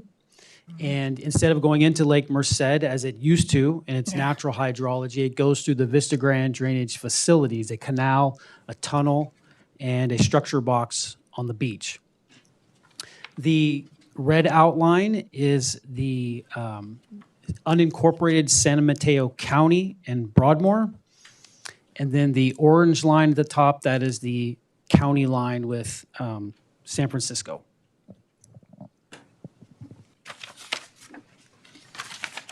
This is a satellite view of the extents of the project, excuse me. The red line is the Vista Grand Canal. It runs basically parallel with John Muir Drive and the southern part of Lake Merced. And there is a dashed red line that represents the Vista Grand Tunnel that goes underneath the Olympic Club, underneath Highway 35, underneath Fort Funston, and through the bluff and into a structure box that is on the beach, which is represented by a dotted line. There is also the wastewater treatment plant's effluent that flows through that dotted line through an outfall into the Pacific Ocean. I wanted to give you some highlights of the project and some of the things that we're doing. This is a picture inside the Vista Grand Tunnel. So this tunnel is a little over 100 years old. We walked it a few years ago, and this is a picture from inside. Wow. And so the project will be replacing this tunnel, will be destroying this tunnel and building a new one as the machine goes through. This next picture is a picture of the canal itself. We're replacing approximately a third of the canal and putting the facilities underground and building a environmentally sustainable wetlands on top of it. And so this is just a picture of a portion of the canal.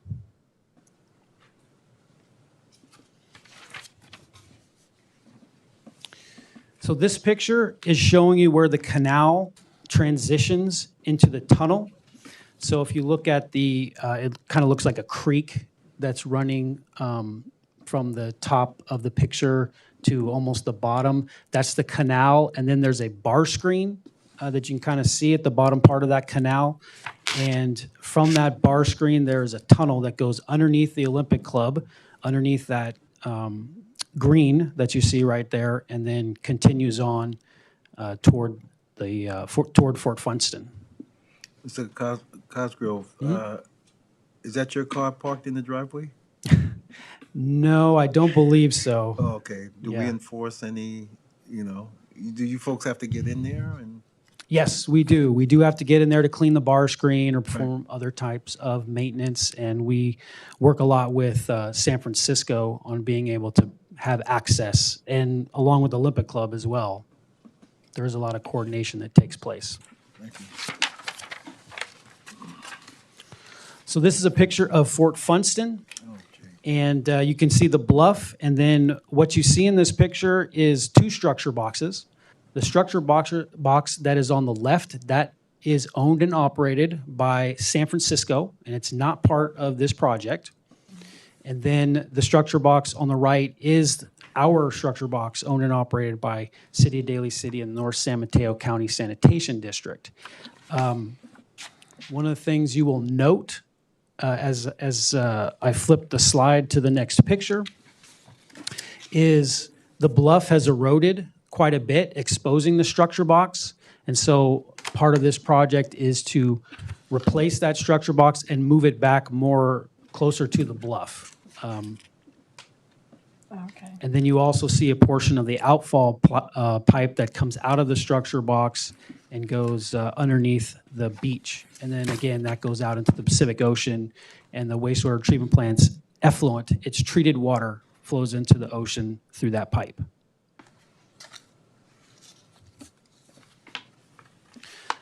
I wanted to provide a little bit more information on the tunneling part of this project. This is an overview of Fort Funston.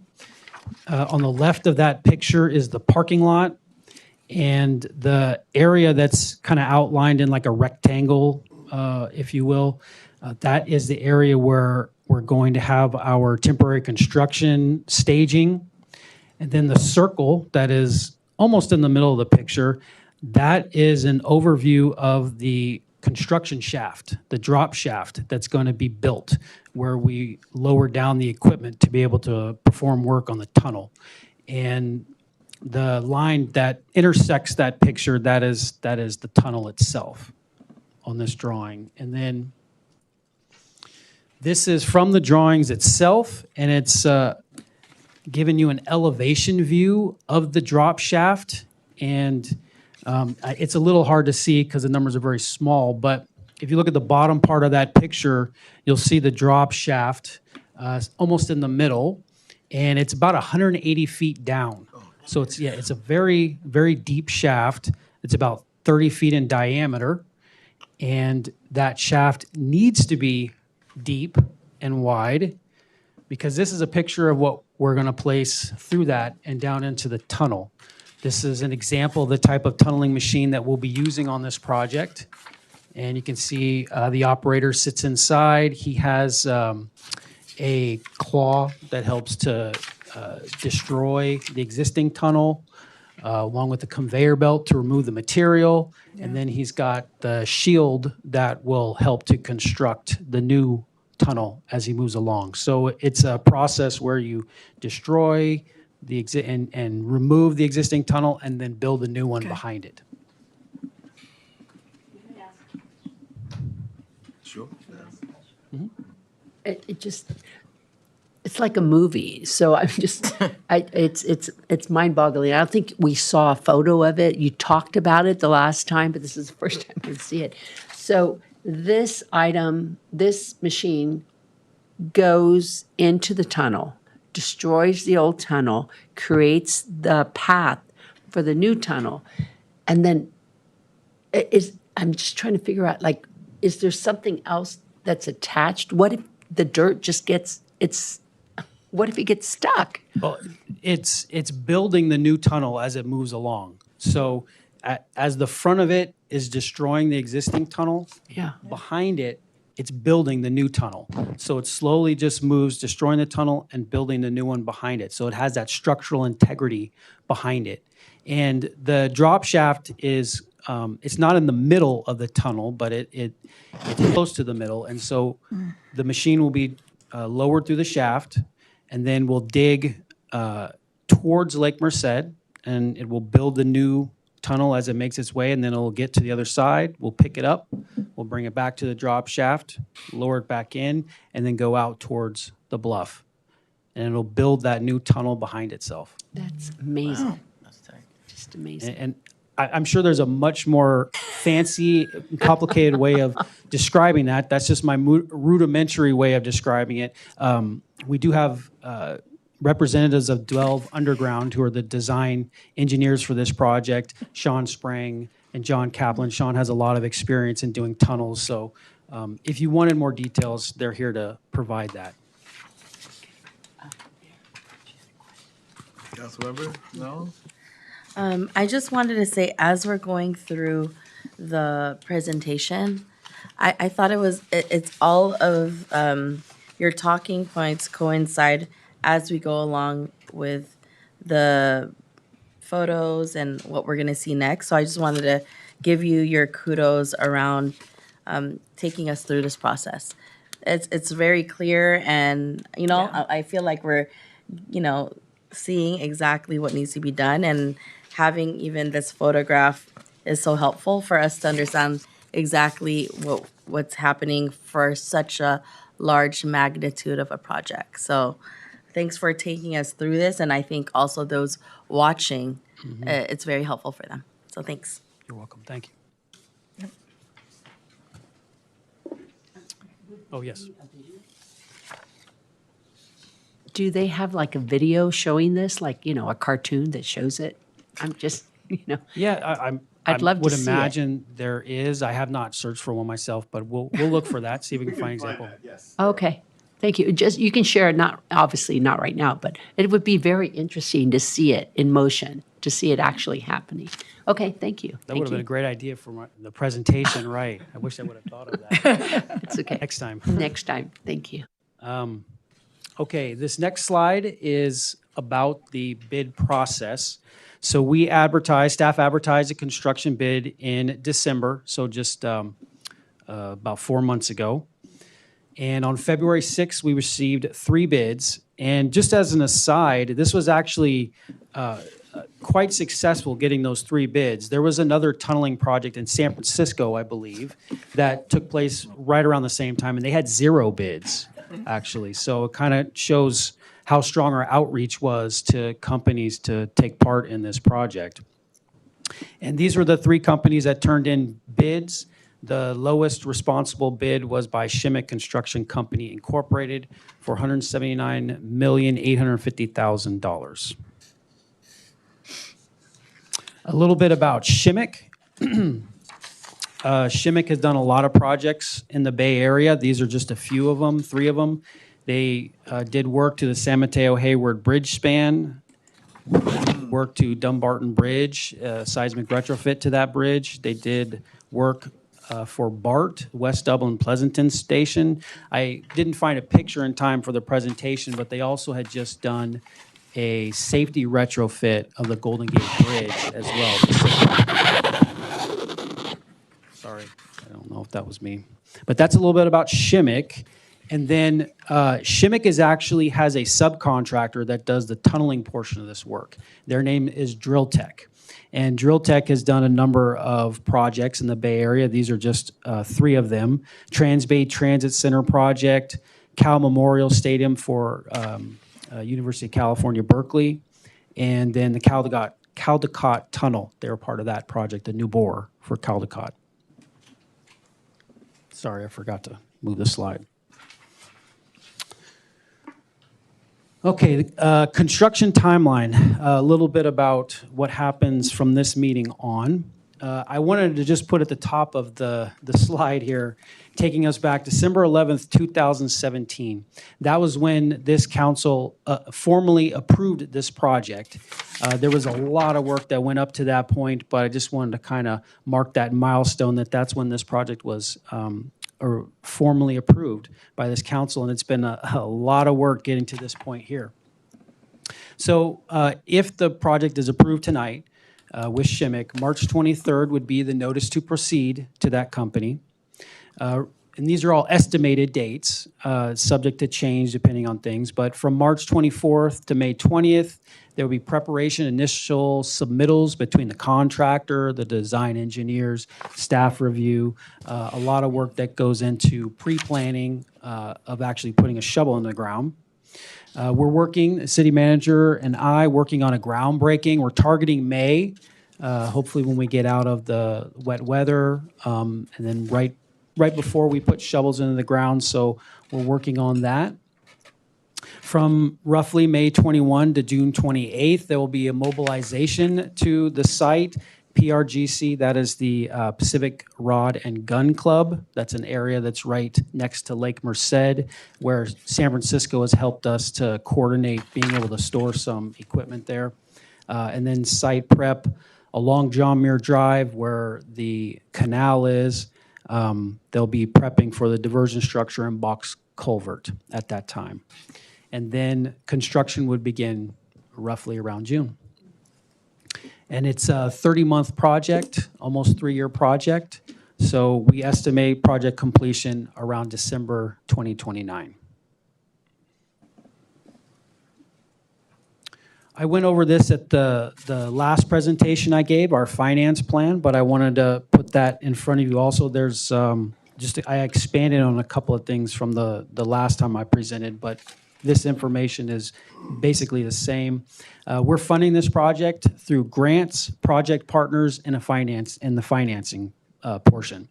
So we have already $7 million of approved grants for this project with the State Water Resources Control Board and through Congressman Mullen. We also have applications for $7 million more in grants through congressionally directed spending through Senator Schiff's office. We have contributions from project partners, over $50 million of contributions from project partners, San Francisco Public Utilities Commission, San Mateo County, State of California through Caltrans. And then the financing is through California Clean Water State Revolving Fund. That's through the State Water Resources Control Board.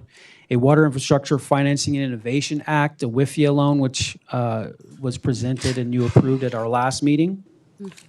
And then we have an application with the California Infrastructure Bank, a potential public market offering, and then potential cash contributions from the Water Enterprise Fund and the District Sanitation Fund.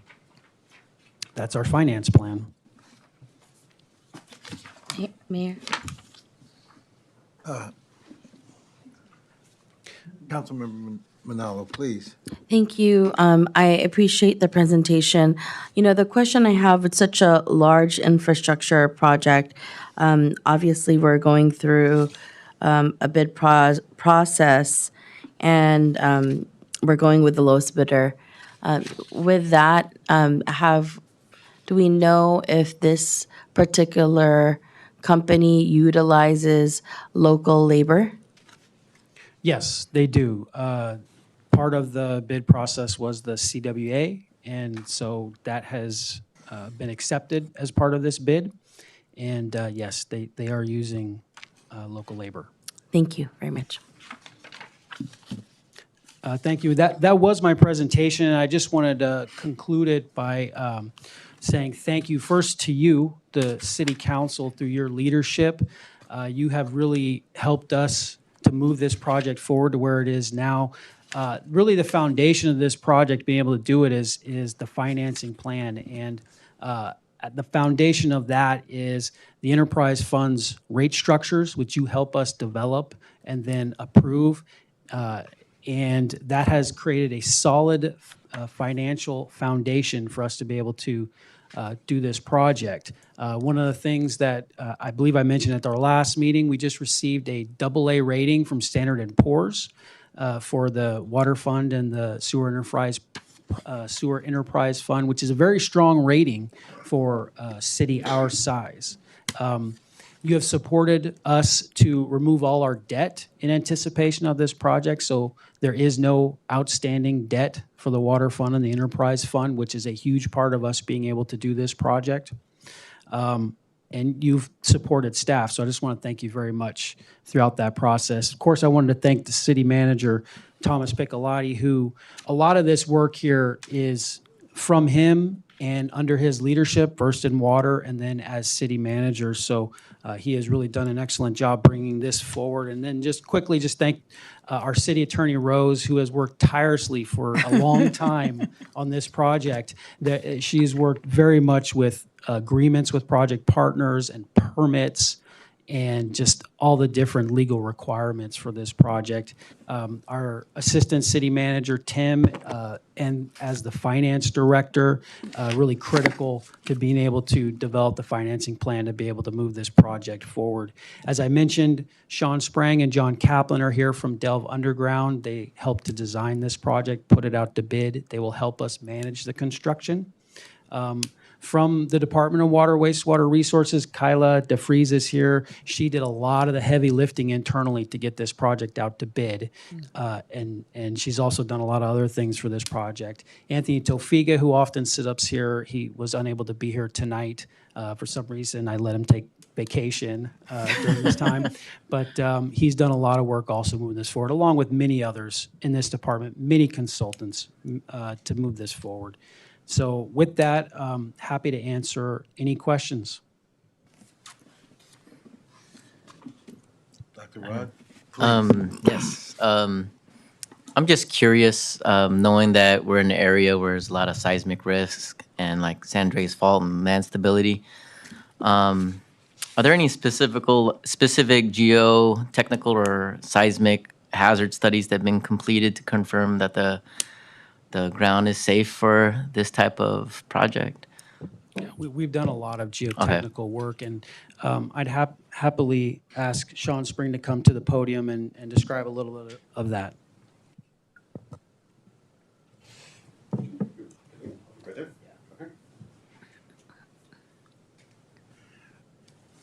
Okay. To answer about geotechnical risks, we did perform a complete geotechnical investigation, primarily centered on the tunnel. We are only about a mile away from the San Andreas Fault, actually, where the 2006 earthquake epicenter was. And so that did weigh heavily into our design. We actually do cross a small splay of the San Andreas Fault called the Serra Fault. We did take design considerations there. where our tunnel is a little bit more ductile there because we are expecting up to a foot of movement through there. And also the outlet structure, those bluffs are inherently unstable. You see the existing outlet structure, the bluff has receded over 60 feet over years. So our tunnel and outlet structure are designed to withstand repeated movement of the earth. Okay. I think that's it for me. I was just kind of curious because once I saw that, they call it tunnel maker.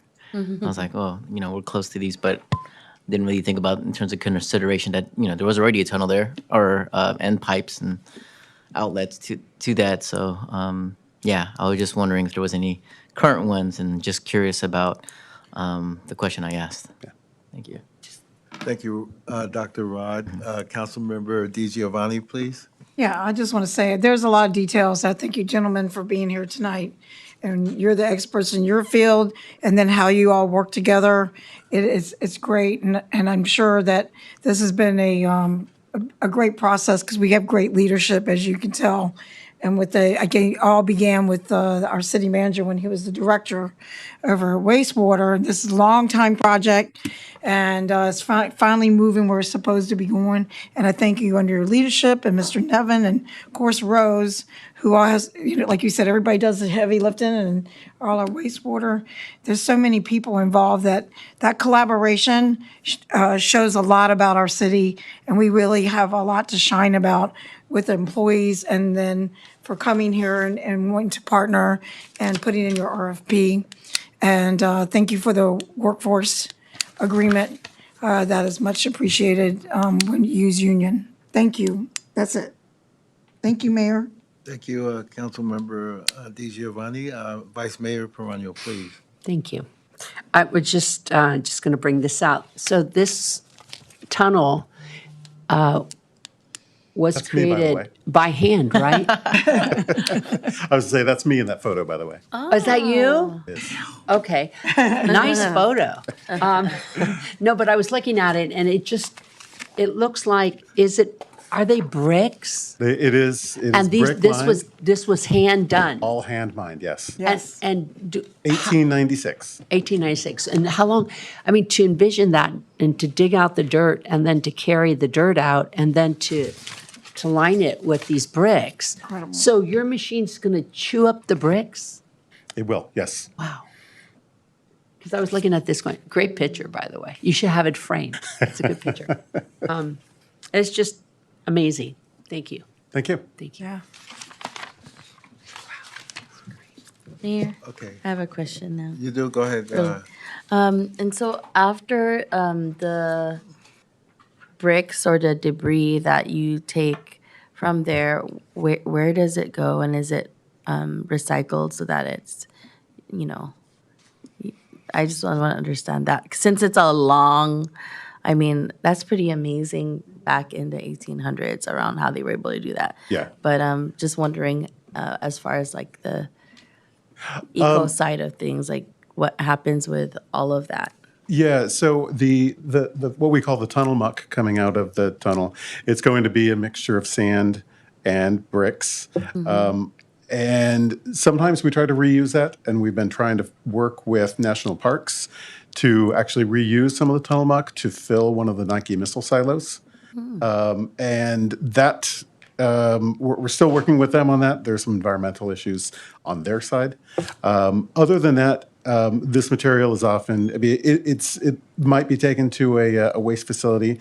Sometimes they like to use this as liner material, like for the day's trash. Then they can layer like sand on top of it, and it's a good liner material. Some of the shaft material that's coming out, it doesn't have all the bricks in it. It's cleaner sand, and that can be used within Fort Funston for some of the site restoration. Okay, great. Thank you. Thank you, Mayor. Sure, Councilmember Manalo. Anyone else? How long is that tunnel, if I may ask? Just over 3,000 feet. And that was you in that picture? That was. I'm thinking claustrophobia. That's why you need to be paid for what you do. So I just bring that out. Sorry. Joshua, just a quick question. Well, actually, two questions. Lake Merced, is that why we don't have water and you can't fish in there anymore? I mean, because I used to fish there and Yeah. not anymore. I Yeah. miss it. Yes, unfortunately, Lake Merced was dammed off for it to be able to flow into the ocean. Right. And then the natural flow of water was removed from flowing into Lake Merced through the Vista Grand facilities. Okay. So there's not a turnover in that lake. But this project is going to recreate that because we're going to build diversion structures from the new facilities into the lake and then take that water back out of the lake. So there will be a turnover of water and from our studies, our design, it should improve the water quality. I don't know if you'll be able to fish in it. Oh, okay. Okay, because I guess what you're saying, if you're able to fish again, you have to wait till 2029. You might have to wait a little bit and also give us some time. Yeah. Okay. Yeah, but yes, But no promises. Yes, no Okay. promises here. All right.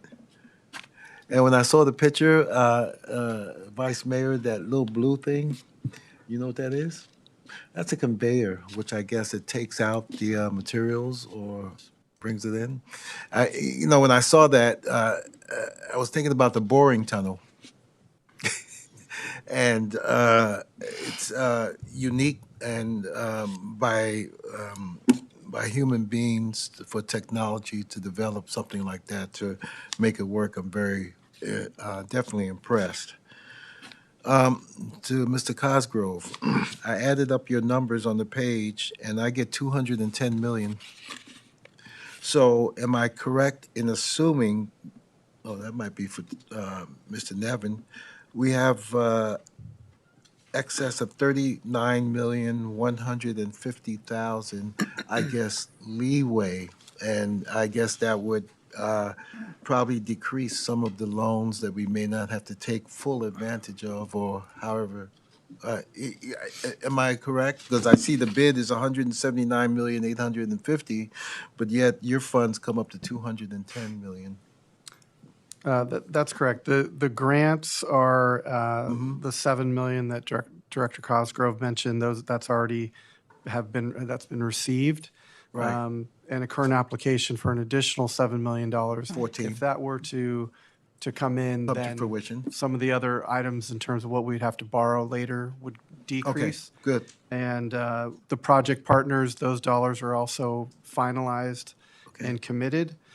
So really, the financing structure will be in play throughout the next couple of years in terms of when we finalize loans and other things, what we need to, what amounts we need to do those for. Okay, well, I like the, first of all, I like the bid. Second of all, the playroom that we have, which I think was very smart on both of your parts. And my last comment to you, Josh, was this was an excellent presentation. And you acknowledging the whole entire team. And this time you took the words out of my mouth, because as soon as you were talking, I'm thinking Piccolotti. And I think he sets up the nexus as to basically deferred maintenance and what we may have to deal with later on in the future.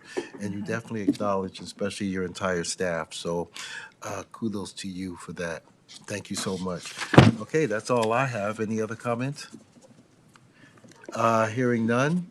So this is the item number 16, award of contract for the construction of the Vista Grande Drainage Basin Improvement Project to Shimmick Construction Company Incorporated. I thank you for their presentation, and this will require a roll call vote, please. Madam City Clerk, roll call, please.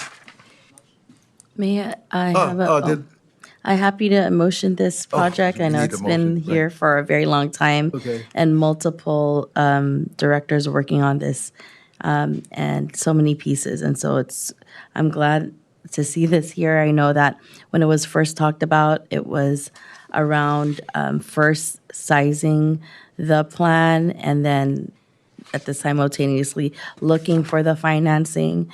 And so to see where we're at today, and then also being mindful of using local union labor is, I think you've really been able to thread through a lot of the pieces that we care about. And this is definitely long overdue, and we know that it's going to help the next generation. Yeah. So thank you for all the hard work. So I'll entertain the motion first. Oh, that was my motion. That was I your said yes. motion. Oh, I mean, okay. I That was the second. All right, so we have a first by Councilmember Manalo with a second followed by Councilmember Di Giovanni. May I have a roll call vote, please? Ms. Giovanni? Aye. Dr. Rod? Aye. Ms. Perano? Aye. Ms. Manalo? Aye. Mr. Sylvester? Glenn Sylvester, aye. Thank you, Mr. Cosgrove. Thank you for the representatives who are here to speak on this matter, and Thank you. best of luck and best wishes. Thank you. All right, thank you. Congrats. Okay, the next item is ordinances, number 17, the second reading of ordinance number 1488, amending chapter 8.16 of the Daly City Municipal Code regarding property maintenance and nuisance abatement recovery of attorney fees. And Madam City Attorney, you have the floor. Thank you. Mr. Mayor and members of the City Council, this item came before you as an introduction at the last meeting, and this is the second reading up for adoption. Thank you very much. Any comments from anyone? All right, I'll entertain a motion.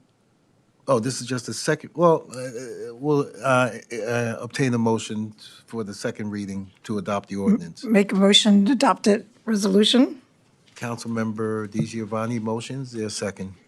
I'll second. Dr. Rod seconds. Any further discussion? May I have a roll call vote, please? Ms. Giovanni? Aye. Dr. Rod? Aye. Ms. Perano? Aye. Ms. Manalo? Aye.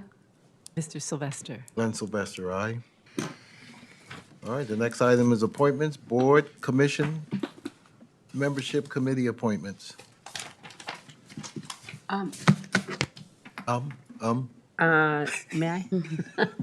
I was just thinking I think I already mentioned that Christina Luna was going to be sworn in, but we haven't done it yet. We're going to. Chella's looking at me. What's the date? 17th of March, 6 p.m., not 7, here in the chambers. So if anyone would like to be there, it's going to be an exciting swearing in. What day was that, March? It's, did I just say the 17th? Here, I know it's in here. 17th? Yep, Thank you. 6 p.m. Okay. Will you be sending out a reminder, Leilani, to everyone, reminding about the meeting on 17th? Please, thank you so much. Thank you. All right, any other board, commission, membership committee appointments? Okay, hearing none, we'll move down to item number 18, council committee reports. Dr. Rod. I attended the Peninsula Clean Energy meeting on February 26th as we had our CEO, Sean Marshall, spoke. There were a lot of highlights that are happening with PCE, or now what we call Westlight. One is the government photovoltaic or government PV program has expanded to 36 projects. CEO Marshall briefly spoke about that, about how we have current projects here in Daly City and throughout the county in terms of everything from those parklets with the solar panels that cover parking lots and generating power locally. One of the other highlights was the e-bike rebate applications that has increased over 300% year over year, and is requiring some program adjustments. And then Councilmember Manalo talked about when she gets the statement for electricity, and talking about I've heard some constituents say like, oh, I see this additional line item, and some people leave. But what has happened over this past January and February, there's actually a decrease of opt-outs. So people are remaining in the PGE program. They also have this other program called the Green Access Program, which was formerly known as Disadvantaged Communities Green Tariff. And it's a commitment to environmental justice and equitable access to renewable energy. This Green Access Program serves about 2,600 low-income customers with 6 megawatt of solar capacity. It also provides folks that could rent opportunities to have solar power as well. What else is there? Oh, this is a big one. Another one was board leadership nominations for chair and vice chair. We have definitely have moved on. We have a new board and a new chair and new vice chair. So we have Director Marty Medina from San Bruno, who is now the chair for the next 2 years. He's an original board member that served with you, Mayor. And so there's only, I think there's only 3 people that are from the original PCE board. So he's one of them. So congratulations to Marty Medina. For vice chair, we have Leslie Ragsdale from the town of Hillsborough. They come from a very extensive environmental protection experience as a lawyer, has experiences in looking at contracts. So it's going to be viable for Westlight or PCE moving forward, especially with all the different forms of green energy opportunities that are very limited. That's happening because of the federal the federal I guess agenda in terms of not going towards green energy. And then I also want to give flowers to our former chair, Donna Colson. Oh.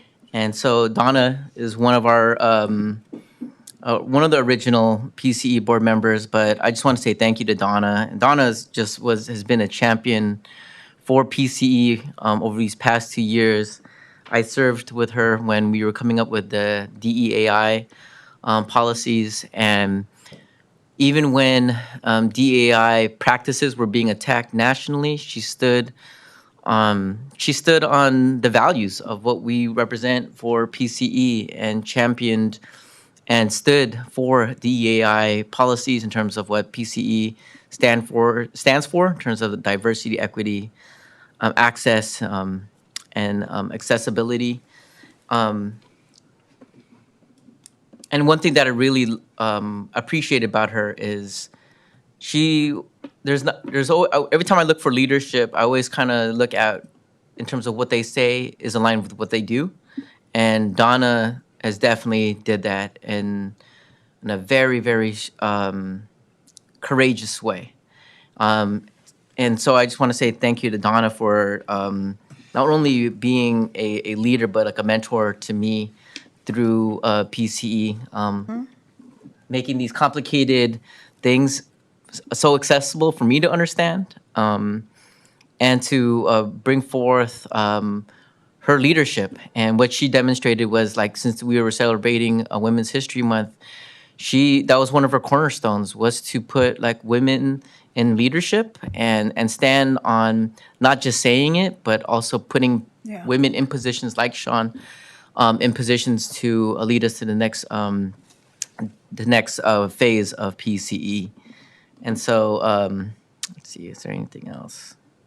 And so, as we saw Sean coming here to our meeting, she is also going to different cities that are related to PCE, also Los Baños and all those cities in the county, providing these agency presentations.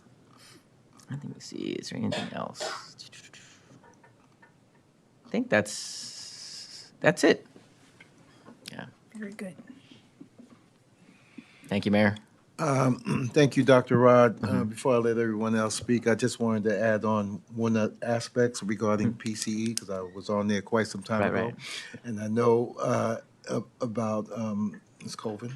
Yes. Right. And if I'm not mistaken, the seating arrangements is usually by city, so she probably sits next to you. Oh, yeah. Okay? Yeah. Well, when I was there, a representative from Coma sat next to me. and she's no longer with us. And that's Ken Gonzalez's Oh, wife. yeah.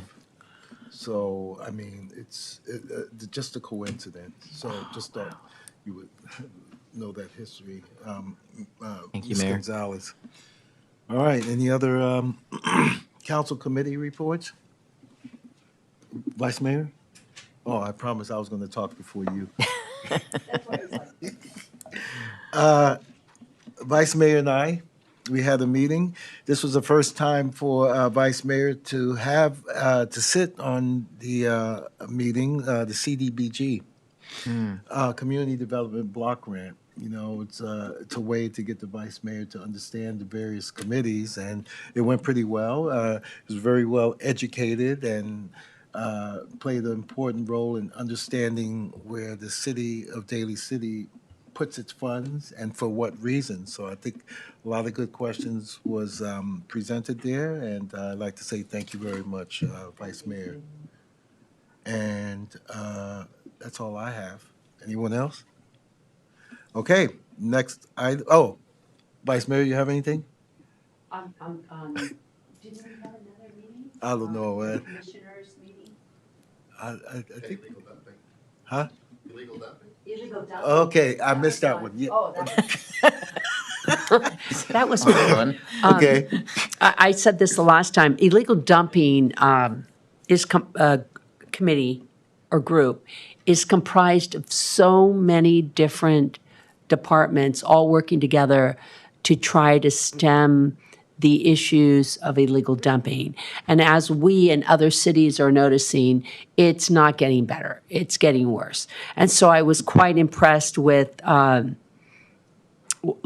and the whole other group that got to speak to us about what the ideas are, you know, being able to say, what about cameras? What about offering rebates to families or businesses or housing or apartments or whoever it is, especially where it's happening and more prevalent, under freeways, you know, up top of the edge of San Bruno Mountain where people's houses bed up to there, and how people just show up and dump. So this committee and this group, I think that we're, you know, little by little, we're going to get things done, and it may not be as fast as we want it to be, but I just want to say it's a good committee, and I thought it was a good meeting. And Michael was there, Leilani, representative from Republic Services. Richard was in wonderful meeting as well. I know there's a whole list of names. Next time I'll take everybody's names so I don't forget a name. But thank you. Thanks for saying that. Yeah. Thank you, Vice Mayor. Mm-hmm. Any other council committees? All right, we're moving on to city council events and presentations and appearances. Anyone? Vice Mayor, please. Okay. So I put a note on a few of these to let you speak about it after. But attended the Daly City Women's Commission meeting where I'm going to let my fellow council member, Jessalyn Manalo, speak about her swearing in of a wonderful lady there. And so both the mayor and I was there, Mayor Glenn Sylvester was there, as well as Councilmember Jessalyn Manalo, so I'll just skip that right there. I was absolutely honored to be at and with Councilmember Jessalyn Manalo, San Mateo College, and to be in that group of, I don't know, there might have been 100 people there on your behalf, where congratulations for Associate Professor Rod Das Magual on obtaining his tenure at Skyline College. It was, I mean, everybody had people, but he had people. And that's all I'm going to say, because I know you should be able to speak about that. So I'm going to go right past that. Jessalyn Manalo, Councilmember Jessalyn Manalo and Mayor Glenn Sylvester and his lovely wife Nita We attended the birthday celebration of the Emperor of Japan, hosted by the Consul General of Japan, Kataro Otsuki, and it was lovely. So I know you all might want to say something about it. But my favorite part was our mayor, and he had this, was it a hammer? Mallet. And he banged out a drum that had sake in it.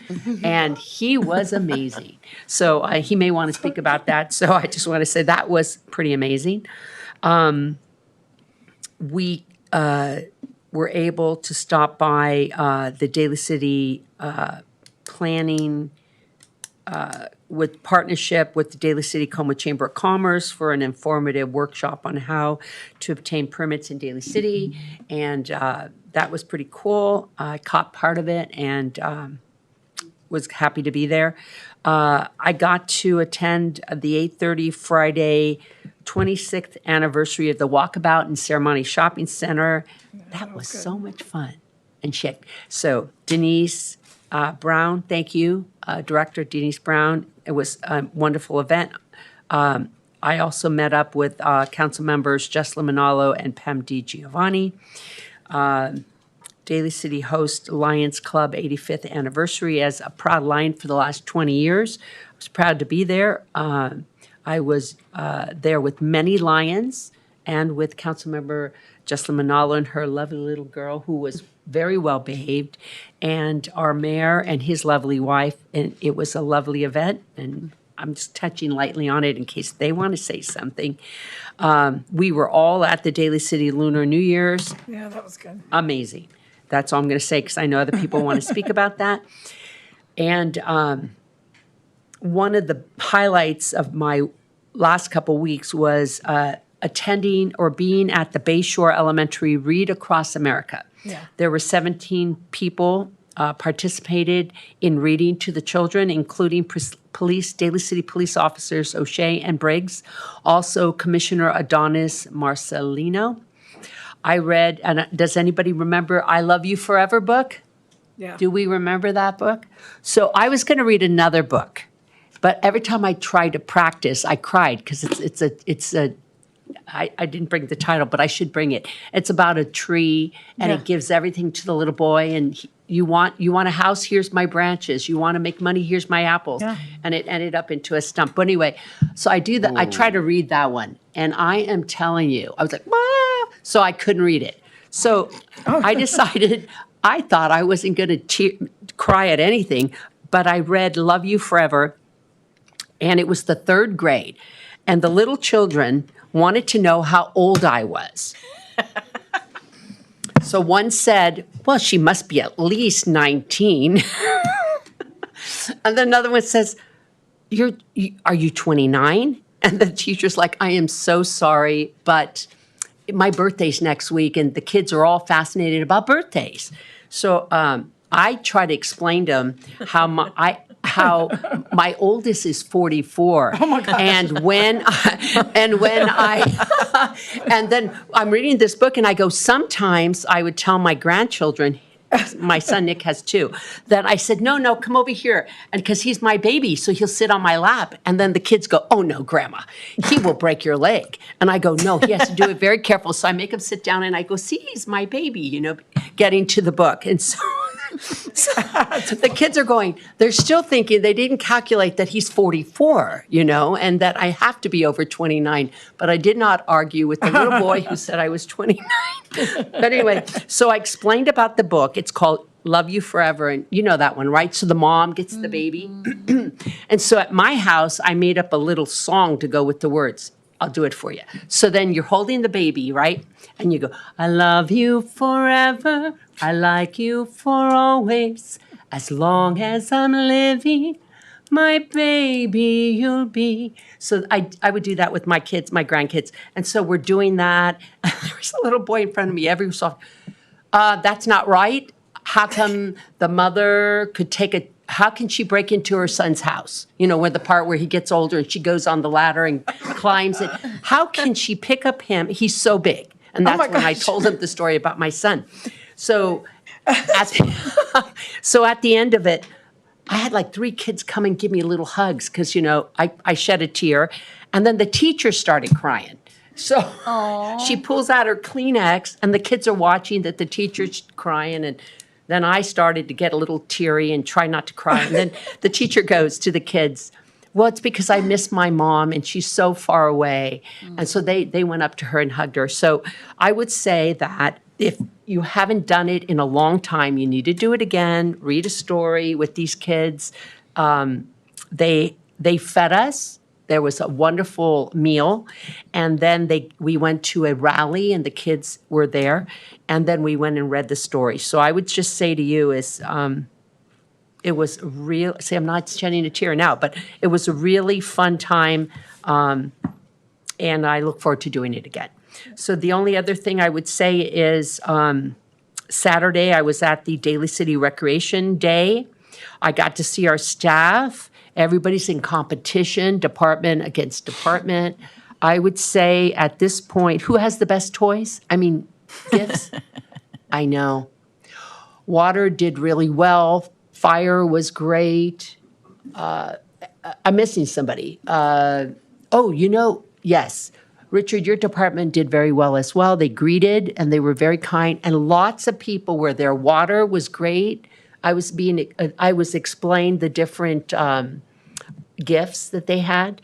So that was wonderful. I did see Councilmember Pam DiGiovanni there. And the last thing I would like to bring up is to all women, to the ladies that I serve here and to the ladies that we work with throughout the city of Daly City and beyond, happy Women's Day. Thank you. Wow. I was a little busy. All right. Apparently, I see you left some holes open. I did. For others to elaborate. So, Councilmember DiGiovanni? Mine is short, but I will say, you're right, the Bay Shore Readathon, it is like a highlight, right? The best. And your age that's perfect. 29. Yeah. And thank you for, she already alluded that we were at, Vice Mayor and I were at the resource fair, which was fantastic. And the Lunar New Year, we were all there. That's fantastic. Everything is great. And that the walkabout as well, that when you can't believe how many years with a Mazzetti cake. I mean, and then the volunteers, thanking all the volunteers. Couldn't do it without the great volunteers that come every Friday and they never stop. So thank you, Marie from Ceremony, Denise, because you guys are Romeo, and everyone that puts that together, because it's a great thing. So thank you. And they did walk. They've been walking, so that part's good. To Mercy, Shirley, Evelyn, and all the volunteers, Mary. Thank you very much. And so that's about it, because she covered the other thing. It's all great. There's so many great things that are going on, and then we have more things coming up. I'm sure the mayor will be announcing. And to Women's International Month, may it be every day that women are celebrated, respected, and their voices matter, and that people actually listen. And the old days of saying, oh, it's just, whatever a woman said, all the things they used to say, they're excited or whatever, that is just more welcoming than ever, that we should all cherish that, no matter where they come from and all the cultures as well. Thank you. Thank you, Councilmember DiGiovanni. You want to go or should I go? Up to you. I'll go. Okay. The 28th Lunar New Year was a nice event. Last year, I was told that it rained. I didn't make it, but this year, the weather was permitting. Everyone was there, and thank you all for attending, including dignitary Assemblyman Matt Haney, who provided us a proclamation. So that was nice. The city manager and I met in San Bruno. There's a group that gets together basically up north where all the mayors attend and different cities, Coma, San Bruno, South San Francisco, Millbrae. And I wanted to let you know, Tom, thank you for being there, because I don't know, I don't have a pulse as to what's happening. and I'm glad you were there. And Tom was just writing little notes to me. And okay. So I really appreciate that. And we try to meet almost a month, every monthly basis, so that every city is unique, and so it's a good to get together on that. Vice Mayor, I was taking little notes. You said your son is 44? Yes. Yeah, okay. Mine will be 50 in 2 weeks, and I wouldn't even think about having him on my lap. But I would sing because I got these new glasses. I can see clearly now, the rain is gone. I guess we all have to come up with some kind of talent. That's awesome. But that's all I have. Thank you very much. Oh, wait, are you going to talk about the barrel? Oh yeah, the barrel is called, and thanks to the city manager and Leilani, because I had no clue. And it's called Kagami Baraki, which is traditional Japanese tradition. It's called the mirror opening. And I had to ask Leilani to make sure, because you have to put on this robe, and I had to make sure they had at least a 2X for me. They said they would, but that thing was tight. But it was good. It's a good experience, and I'm so happy to spend the time with the vice mayor and council member Manalo. It was good, and it was the same night that you had to rush back for the swearing in of Miss Lizelle Chan for the Women's Commission. So much is going on, and thank you all so much. Okay, Council Member Manalo, please. Thank you, Mayor. I wanted to share that I was able to join with Vice Mayor the San Mateo Commission Status of Women meeting, and they held it at the Jefferson Union High School, their new facilities. What was really nice is that they had child watch. Yeah. And so they had some of the high schoolers volunteer so that all of the women could focus on the individual, or like they had certain tables just that they can focus on the questions that they had. So that was really nice. Their first one happened here in Daly City. Yes. And they're going to go all around the different districts. And then also, I really want to echo and Vice Mayor, where the huge congratulations to Dr. Rod Dasmal for his tenure at Skyline College. We know how much you've given to Skyline College and the youth and all of those that you've mentored.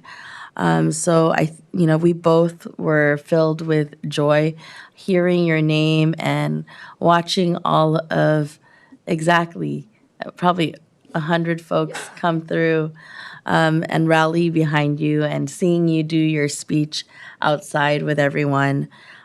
Super deserved to get your tenure, and long overdue. So congratulations on that. I had a blast with Mayor, Vice Mayor, and Mayor's wife at the Emperor's birthday. It was really nice to be in community, and the room was packed. It was definitely packed, and I know with the new Consul General, being able to meet him that evening was really wonderful. Also, the Lunar New Year event, that was so beautiful. The weather, it was gorgeous. The weather was so gorgeous.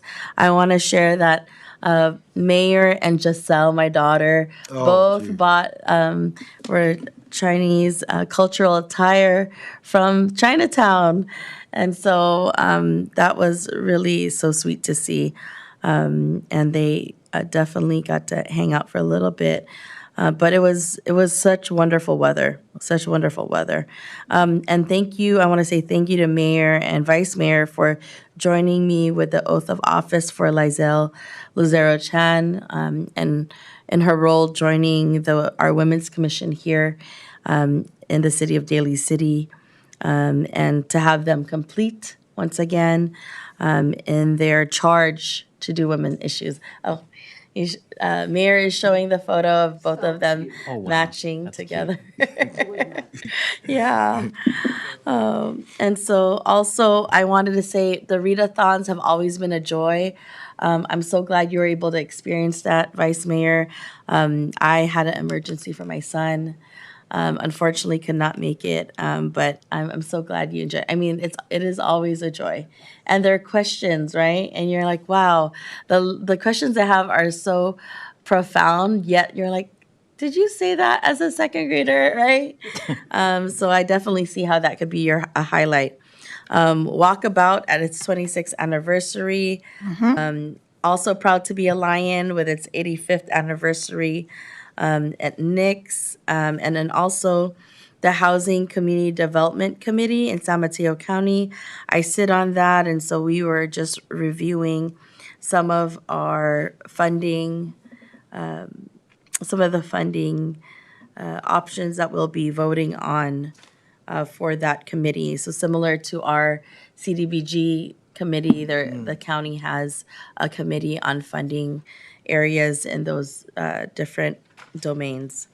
Also joined the San Mateo Commission of Women and Children. Is that what? No, she.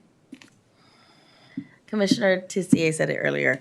But they had their Women's Hall of Fame recognition at Skyline, and so it was really wonderful to see all of the recipients and their just all of them and their stories about sometimes feeling that they have imposter syndrome and that they have to overcome that, and that they felt that they did never deserve those awards, but then realizing that they do because they do the work. And it ranged from women, older women to young women in their respective communities.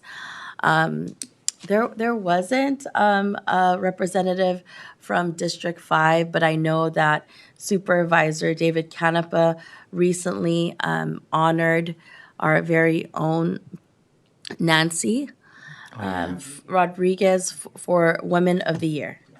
And so that was really a homage and to the leadership that we have here in District 5. And it was really beautiful because he did it right on International Women's Day yesterday. Yes. I know if we could like show her. Yeah. That was a live view. Yeah, which was really beautiful. On the tail end of that, I just want to say that we're able to also call out the ending of domestic violence with Commissioner Lizel Lucero Chan. So on the heels of International Women's Day, we did a call to action that there is still so many more issues in the community, and also ending domestic violence in our communities and violence against women across the globe. And also, I just wanted to share, it's like very, very exciting that we're looking ahead already to the Top of the Hill Festival. That's upcoming, like it's you know, and I know that there is a RFP that's been set out, and you know, the real intent of it was to have an opportunity for our residents to have a place or a festival that they could call their own, and also become a destination.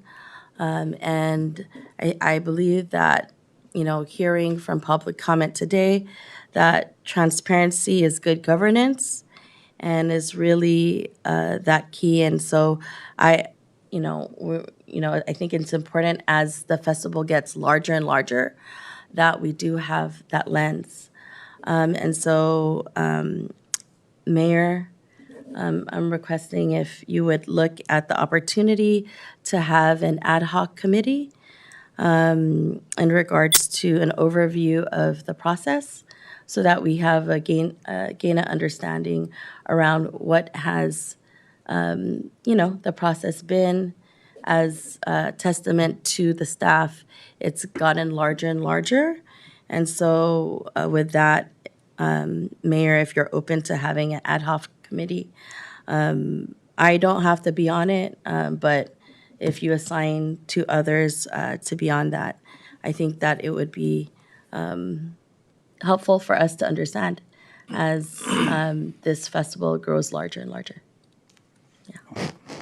Thank you, Councilmember Manalo. I'm going to address that in a moment, your thoughts. But Councilmember Di Giovanni, did you? I just want to bring to attention with something I'm sure all councils are aware of and our city manager. There was a lot of response for that post, which I didn't even know about until they posted it on the Lake Merced project. And then if clarity could be done, I don't know where it originated from. People are asking who's going to make the decision. These are just some of the questions. Who makes the decision? When is the decision going to be made? They want more details. And then this one really got a lot of, I noticed a lot of activity on it. And who is going to be reviewing and the information of all the posts. And I don't know if you guys noticed, but there were a lot of comments about the lane diet and that, some opposed to it and the traffic and studies. And so if that could give more details on the next post concerning the Lake Merced, that would be great because there was a lot of questions. I received a lot of texts, and they want to know who the decision makers are was one big thing. So that would be really helpful to address some of the concerns about that the community had. That's all. That's the post that was on the Daly City Government concerning the Lake Merced diet. Okay, thank you so much. Yeah, thank Dr. Rod, you. did you have Yes, something? I got a few. So I was able to have the privilege to attend the Council of Cities that was on February 27th. Oh, yeah, I heard that. I proxied for Mayor Glenn Sylvester, and Great. we voted in Diane Howard to the Heart Board during the city selection. I think one of the things that stood out was a presentation about the Children's Collective. It started off with Mayor Pranita Venkatesh, who also serves as the vice chair of the Council of Cities. And she started off with a personal story about how she transitioned from corporate to running a daycare. And then when she decided to put out a daycare, there was a lot of people, there's a lot of resistance in San Carlos that was like, no, this shouldn't happen. And they're like, what? And so there was everything from, if you have a daycare here, you might have like a fire hazard, or there's going to be an increase of emergencies. And then, so that's what kind of urged her to go into city council. And then she talked about how there was this need to have more affordable childcare. So she talked about the Children's Collective, which is a coalition of 40 public agencies, government entities, businesses, and nonprofit organization. And they launched a comprehensive countywide childcare blueprint to address the shortage of care for children ages 0 to 12. Wow. It was supported by Measure K, the Chan Zuckerberg Initiative, the Silicon Valley Community Foundation, First Five San Mateo County, the San Mateo County of Education, Build Up SMC. And this blueprint was identified childcare as essential community infrastructure vital to both the economy and family well-being. It outlines strategies to expand affordable and accessible care, ensure fair compensation and support for the workforce, increase suitable facilities, and build a coordinated, well-funded system. And so one of the main people that presented was Andrea Jones, and she served as a consulting director of the Children's Collective and presented the blueprint's key goals. And also Andrea Mardisic, who's Assistant Community Development Director, who shared about San Carlos' ongoing child care initiative. And after the presentation was done, I was talking about how we as Daly City, we do as well emphasize the need for affordable child care, and how down the pipeline, we voted as a council to have one created down the line. And so I'm glad that was presented at the county level. Another thing that I was able to attend was over the weekend was in Santa Clara, which was the New York City Dance Alliance regional competition, where Westlake School, for Daly City's Westlake School of Performing Arts went in there and they wrecked shop. They had the male dancers, the female dancers. They won many awards, everything from outstanding dances. One thing that stood out too was that they also won. They're the back-to-back champions for the outstanding studio of the year. And so New York, if you're not familiar with this Dance Alliance, this NYCDA, it's a national recognized competition. And the winners of these regions, they go to the finals in New York or Phoenix, and they compete. And these are like the best of the best. And again, WSPA pulls through, and it just gives me great pride when they're like from Daly City, California, the Westlake School of Performing Arts, and it looks like watching a free show. Oh, yeah, this is kind of a free show, but not for me. Got to pay for that tuition. But very ultra talented group of youth that went there and truly made Daly City proud. Number 4 is March 12th, DCPLA St. Patrick's Day's Luncheon at the Colma Community Center. So please check that out. Also, the inaugural Irish flag raising on March 13th, which is from 11 to 12 p.m. And then there's also another event that is going to be sponsored by organizations or groups that serve North County, which is called Boogie Down Brisbane. And so this thing called the Boogie Down Brisbane is put together by Boogie Down Bay Area. And it is a Bay Area community gathering of elders and youth rooted in collective power to embrace culture and wellness through a celebration of hip hop and all of its elements. And so when we talk about this inaugural event for Boogie Down Brisbane, it's going to be on, March 21st from noon to 4 p.m. It's an all-age event, the hip-hop benefit concert that will showcase a vibrant, family-friendly lineup of hip-hop music, art, activities, and community solidarity. It's going to be at the Brisbane Community Park at Old County Road and San Francisco Street. It's free, and the folks that are helping, it's also a fundraiser. So a fundraiser for the annual Rock to School Bells Hip Hop Conference at Skyline College. Lyrical Opposition, which is a hip hop education organization, and Daly City-owned Couple Cultural Center. So donations will go to those organizations through this event that will have local curated lineup of local and regional hip hop performers, DJs, dance performances, community vendors, food and beverage offerings. Activities and entertainment for youth and families. So try to come out. That's it for me, Mayor. Wow, thank you. Thank you all so much. I was taking some notes here, and 2 issues came up. One that Council Member Manalo had made mention about a follow-up on Top of the Hill Fair. And, unless I haven't heard anything yet, and I would ask that, I'm going to ask the city manager to perhaps give us what is known at this time. However, if we want to go further into depth, I think maybe if we can agendize this item for us to discuss it based upon additional information, because I know time is very short as we get closer. So if you can, Tom, hold on for a second. If you can give us a little something on that, because it's not on the agenda, but if we can agendize it, that would be great.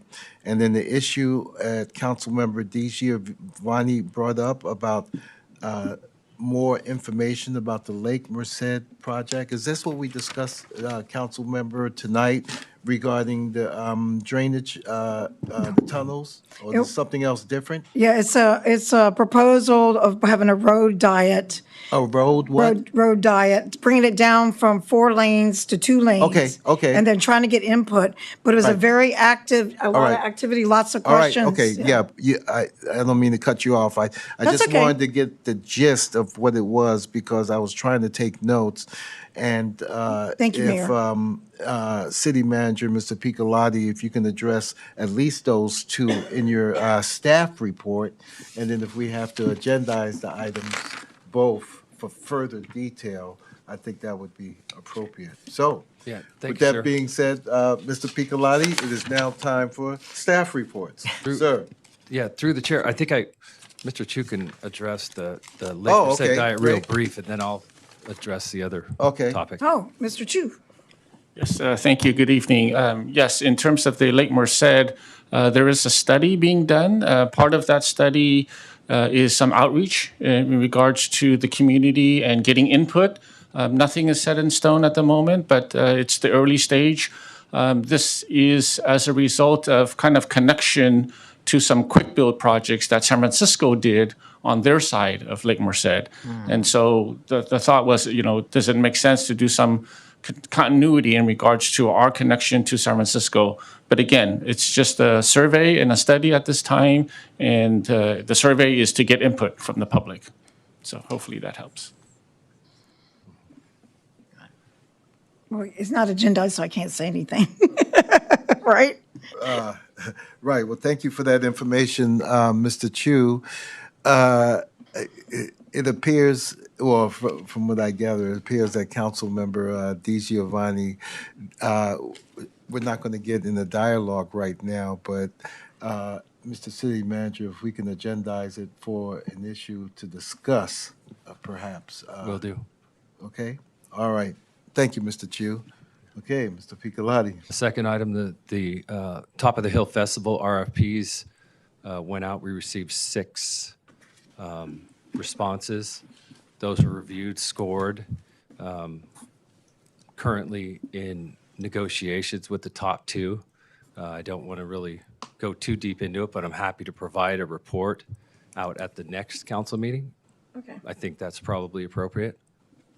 I'm happy to give that information of all the scoring once it's all been complete. If that's helpful, or if you'd like more than that, I'm happy to provide whatever the council requests. Okay, Councilmember Manalo, you had expressed some thoughts about this. We're going to agendize this item, and is there any else besides scoring and? Oh, no, I think it's helpful to understand, what the process is, and also, it's gotten larger. I don't know what's the dollar amount now? I mean, I don't think we even know as a council how large it's been, right? Like, what's the dollar amount, Tom? As far as what the council budgeted within the last biennial budget, the budget was $200,000 for the entire festival. Just for a number. But I'm happy to give a report on the recent RFP because the budget for the festival is in totality, and then the RFP is another facet of it. Yeah. But I'm happy to give that report. I think on the 23rd, Monday, we can give a full report. I think we'll be far enough along where I believe there'll have been notifications, decisions made in writing. But at this point, there's a lot of negotiation and collaboration going on. Thank you. So that's Monday, the 23rd, I believe. Okay, what's today? The 9 plus 14 is 13, 23. Thank you, Mr. Picolotti. Okay, any other staff reports?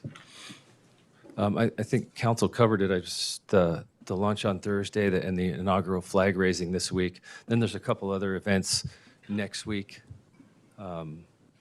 That the birthday celebration, which is followed by the State of the City. State of the City And Mayor. there's also the Women's Commission celebration.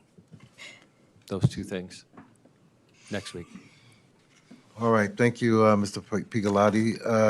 Dr. Rod, I also wanted to thank you also for having my back on some of those Oh, yeah. dates because there's just so much stuff going on. I actually depend on all of you. Oh, yeah, as a reminder. And Tom, I was going to, with your permission, but you handled it well, to ask Leilani to give us upcoming dates as to what's going on, but you did just fine, sir.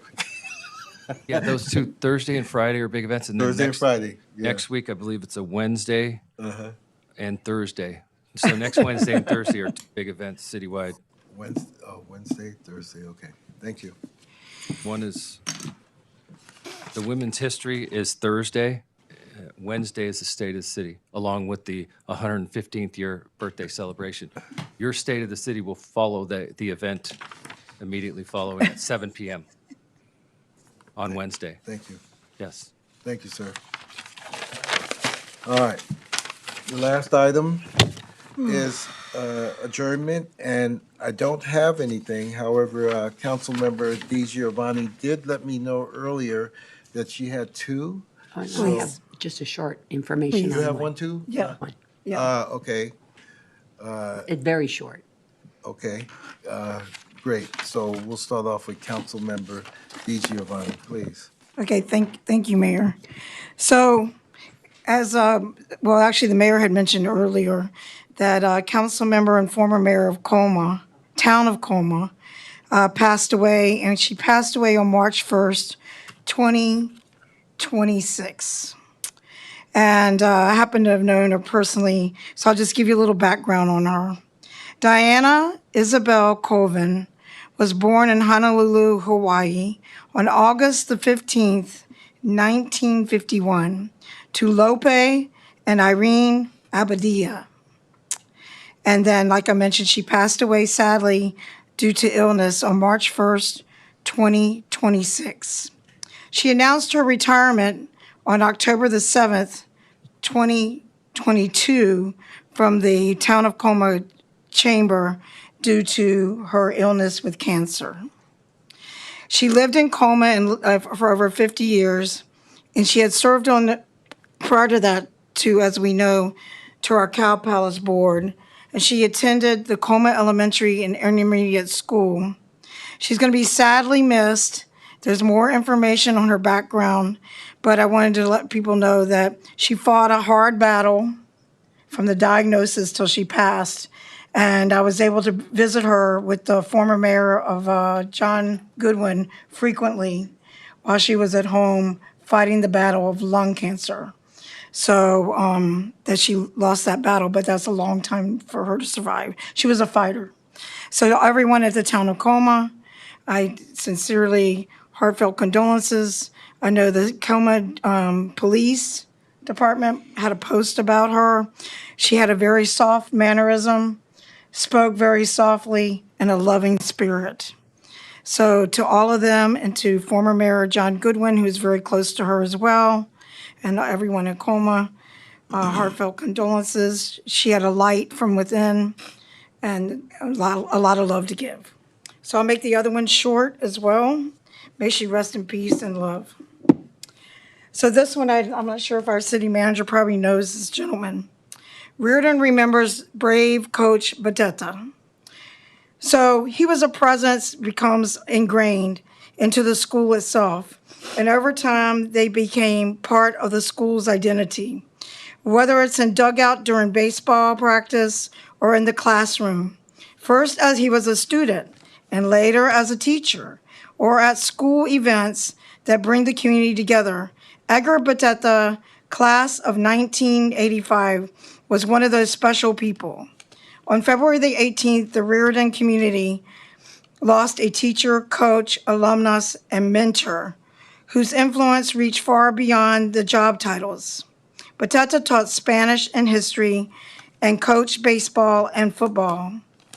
What defined him was his consistency in showing up daily for his students, his players, and his fellow Crusaders.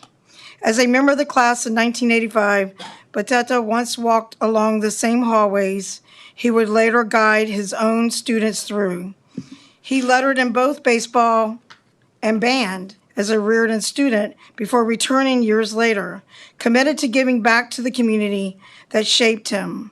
Over time, he became a renowned presence on campus, someone whose students and players counted on for encouragement, leadership, enthusiastic commitment. When asked to describe him in one word, a close friend, Ernesto Castillo, class of '87, responded, without hesitation, genuine, before adding, no one was more generous than Edgar. You knew where you stood and where you stood with him. That authenticity was felt by many, especially on the baseball field. Coach Pateta was an outstanding coach, an energetic person. He will be greatly missed. For Anthony Tentes, 26 years old, Coach Pateta's impact extended beyond practice and games, as all coaches do. Coach Ed would always be in our corners throughout baseball and off the field in the classroom and just helping us in everyday life. Those everyday interactions and encouraging words are what many students will remember for fellow faculty members.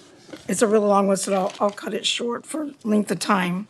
He actually was diagnosed with which weakened his immune system, and he developed, it's called, I think, excuse my mispronunciation, lymphoproliferative disorder. Despite multiple rounds of chemotherapy, he continued to fight. Edgar continued the battle and went through a couple of rounds of chemotherapy. However, it did not completely kill the lymphoma cells, and they spread. Edgar passed quietly while sleeping, surrounded by many of his fellow Crusader brothers and family. So I just wanted to add, because it was pretty overflowing with the youth, that he made such an impact, and even the services today at OLM was overflowing with people that loved him, and coaches really do have such an impact. And I think our city manager is a coach, and you know how you impact that, especially the youth. So may he rest in peace. And we have a lot of Daly City members that attended the school and were at the services. Thank you very much. Thank you, Councilmember DiGiovanni. Vice Mayor Perano, please. Yes. I just wanted to add to Diana Colvin's, what Councilmember DiGiovanni said. She served a number of years with the Daly City Food Pantry and Dining Center of Yes, she Daly did. City on board. And there is a service for her, a memorial mass at 3 p.m. on Saturday, March 14th at Church of the Epiphany in San Francisco. So I'd just like to mention that she was not just involved with the town of Coma, but she also helped serve the community of Daly City, and she will be greatly missed. Thank you, Teresa. Thank you, Council. Thank you, Vice Mayor. Thank you, Vice Mayor. All right. Are there any other adjournments? Okay. If we can all kindly please pause for a brief moment of silence, please.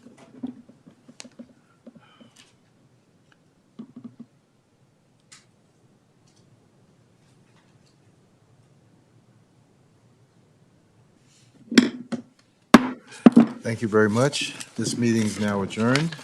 Stay healthy, stay safe, and we'll see you again in 2 weeks. Thank you.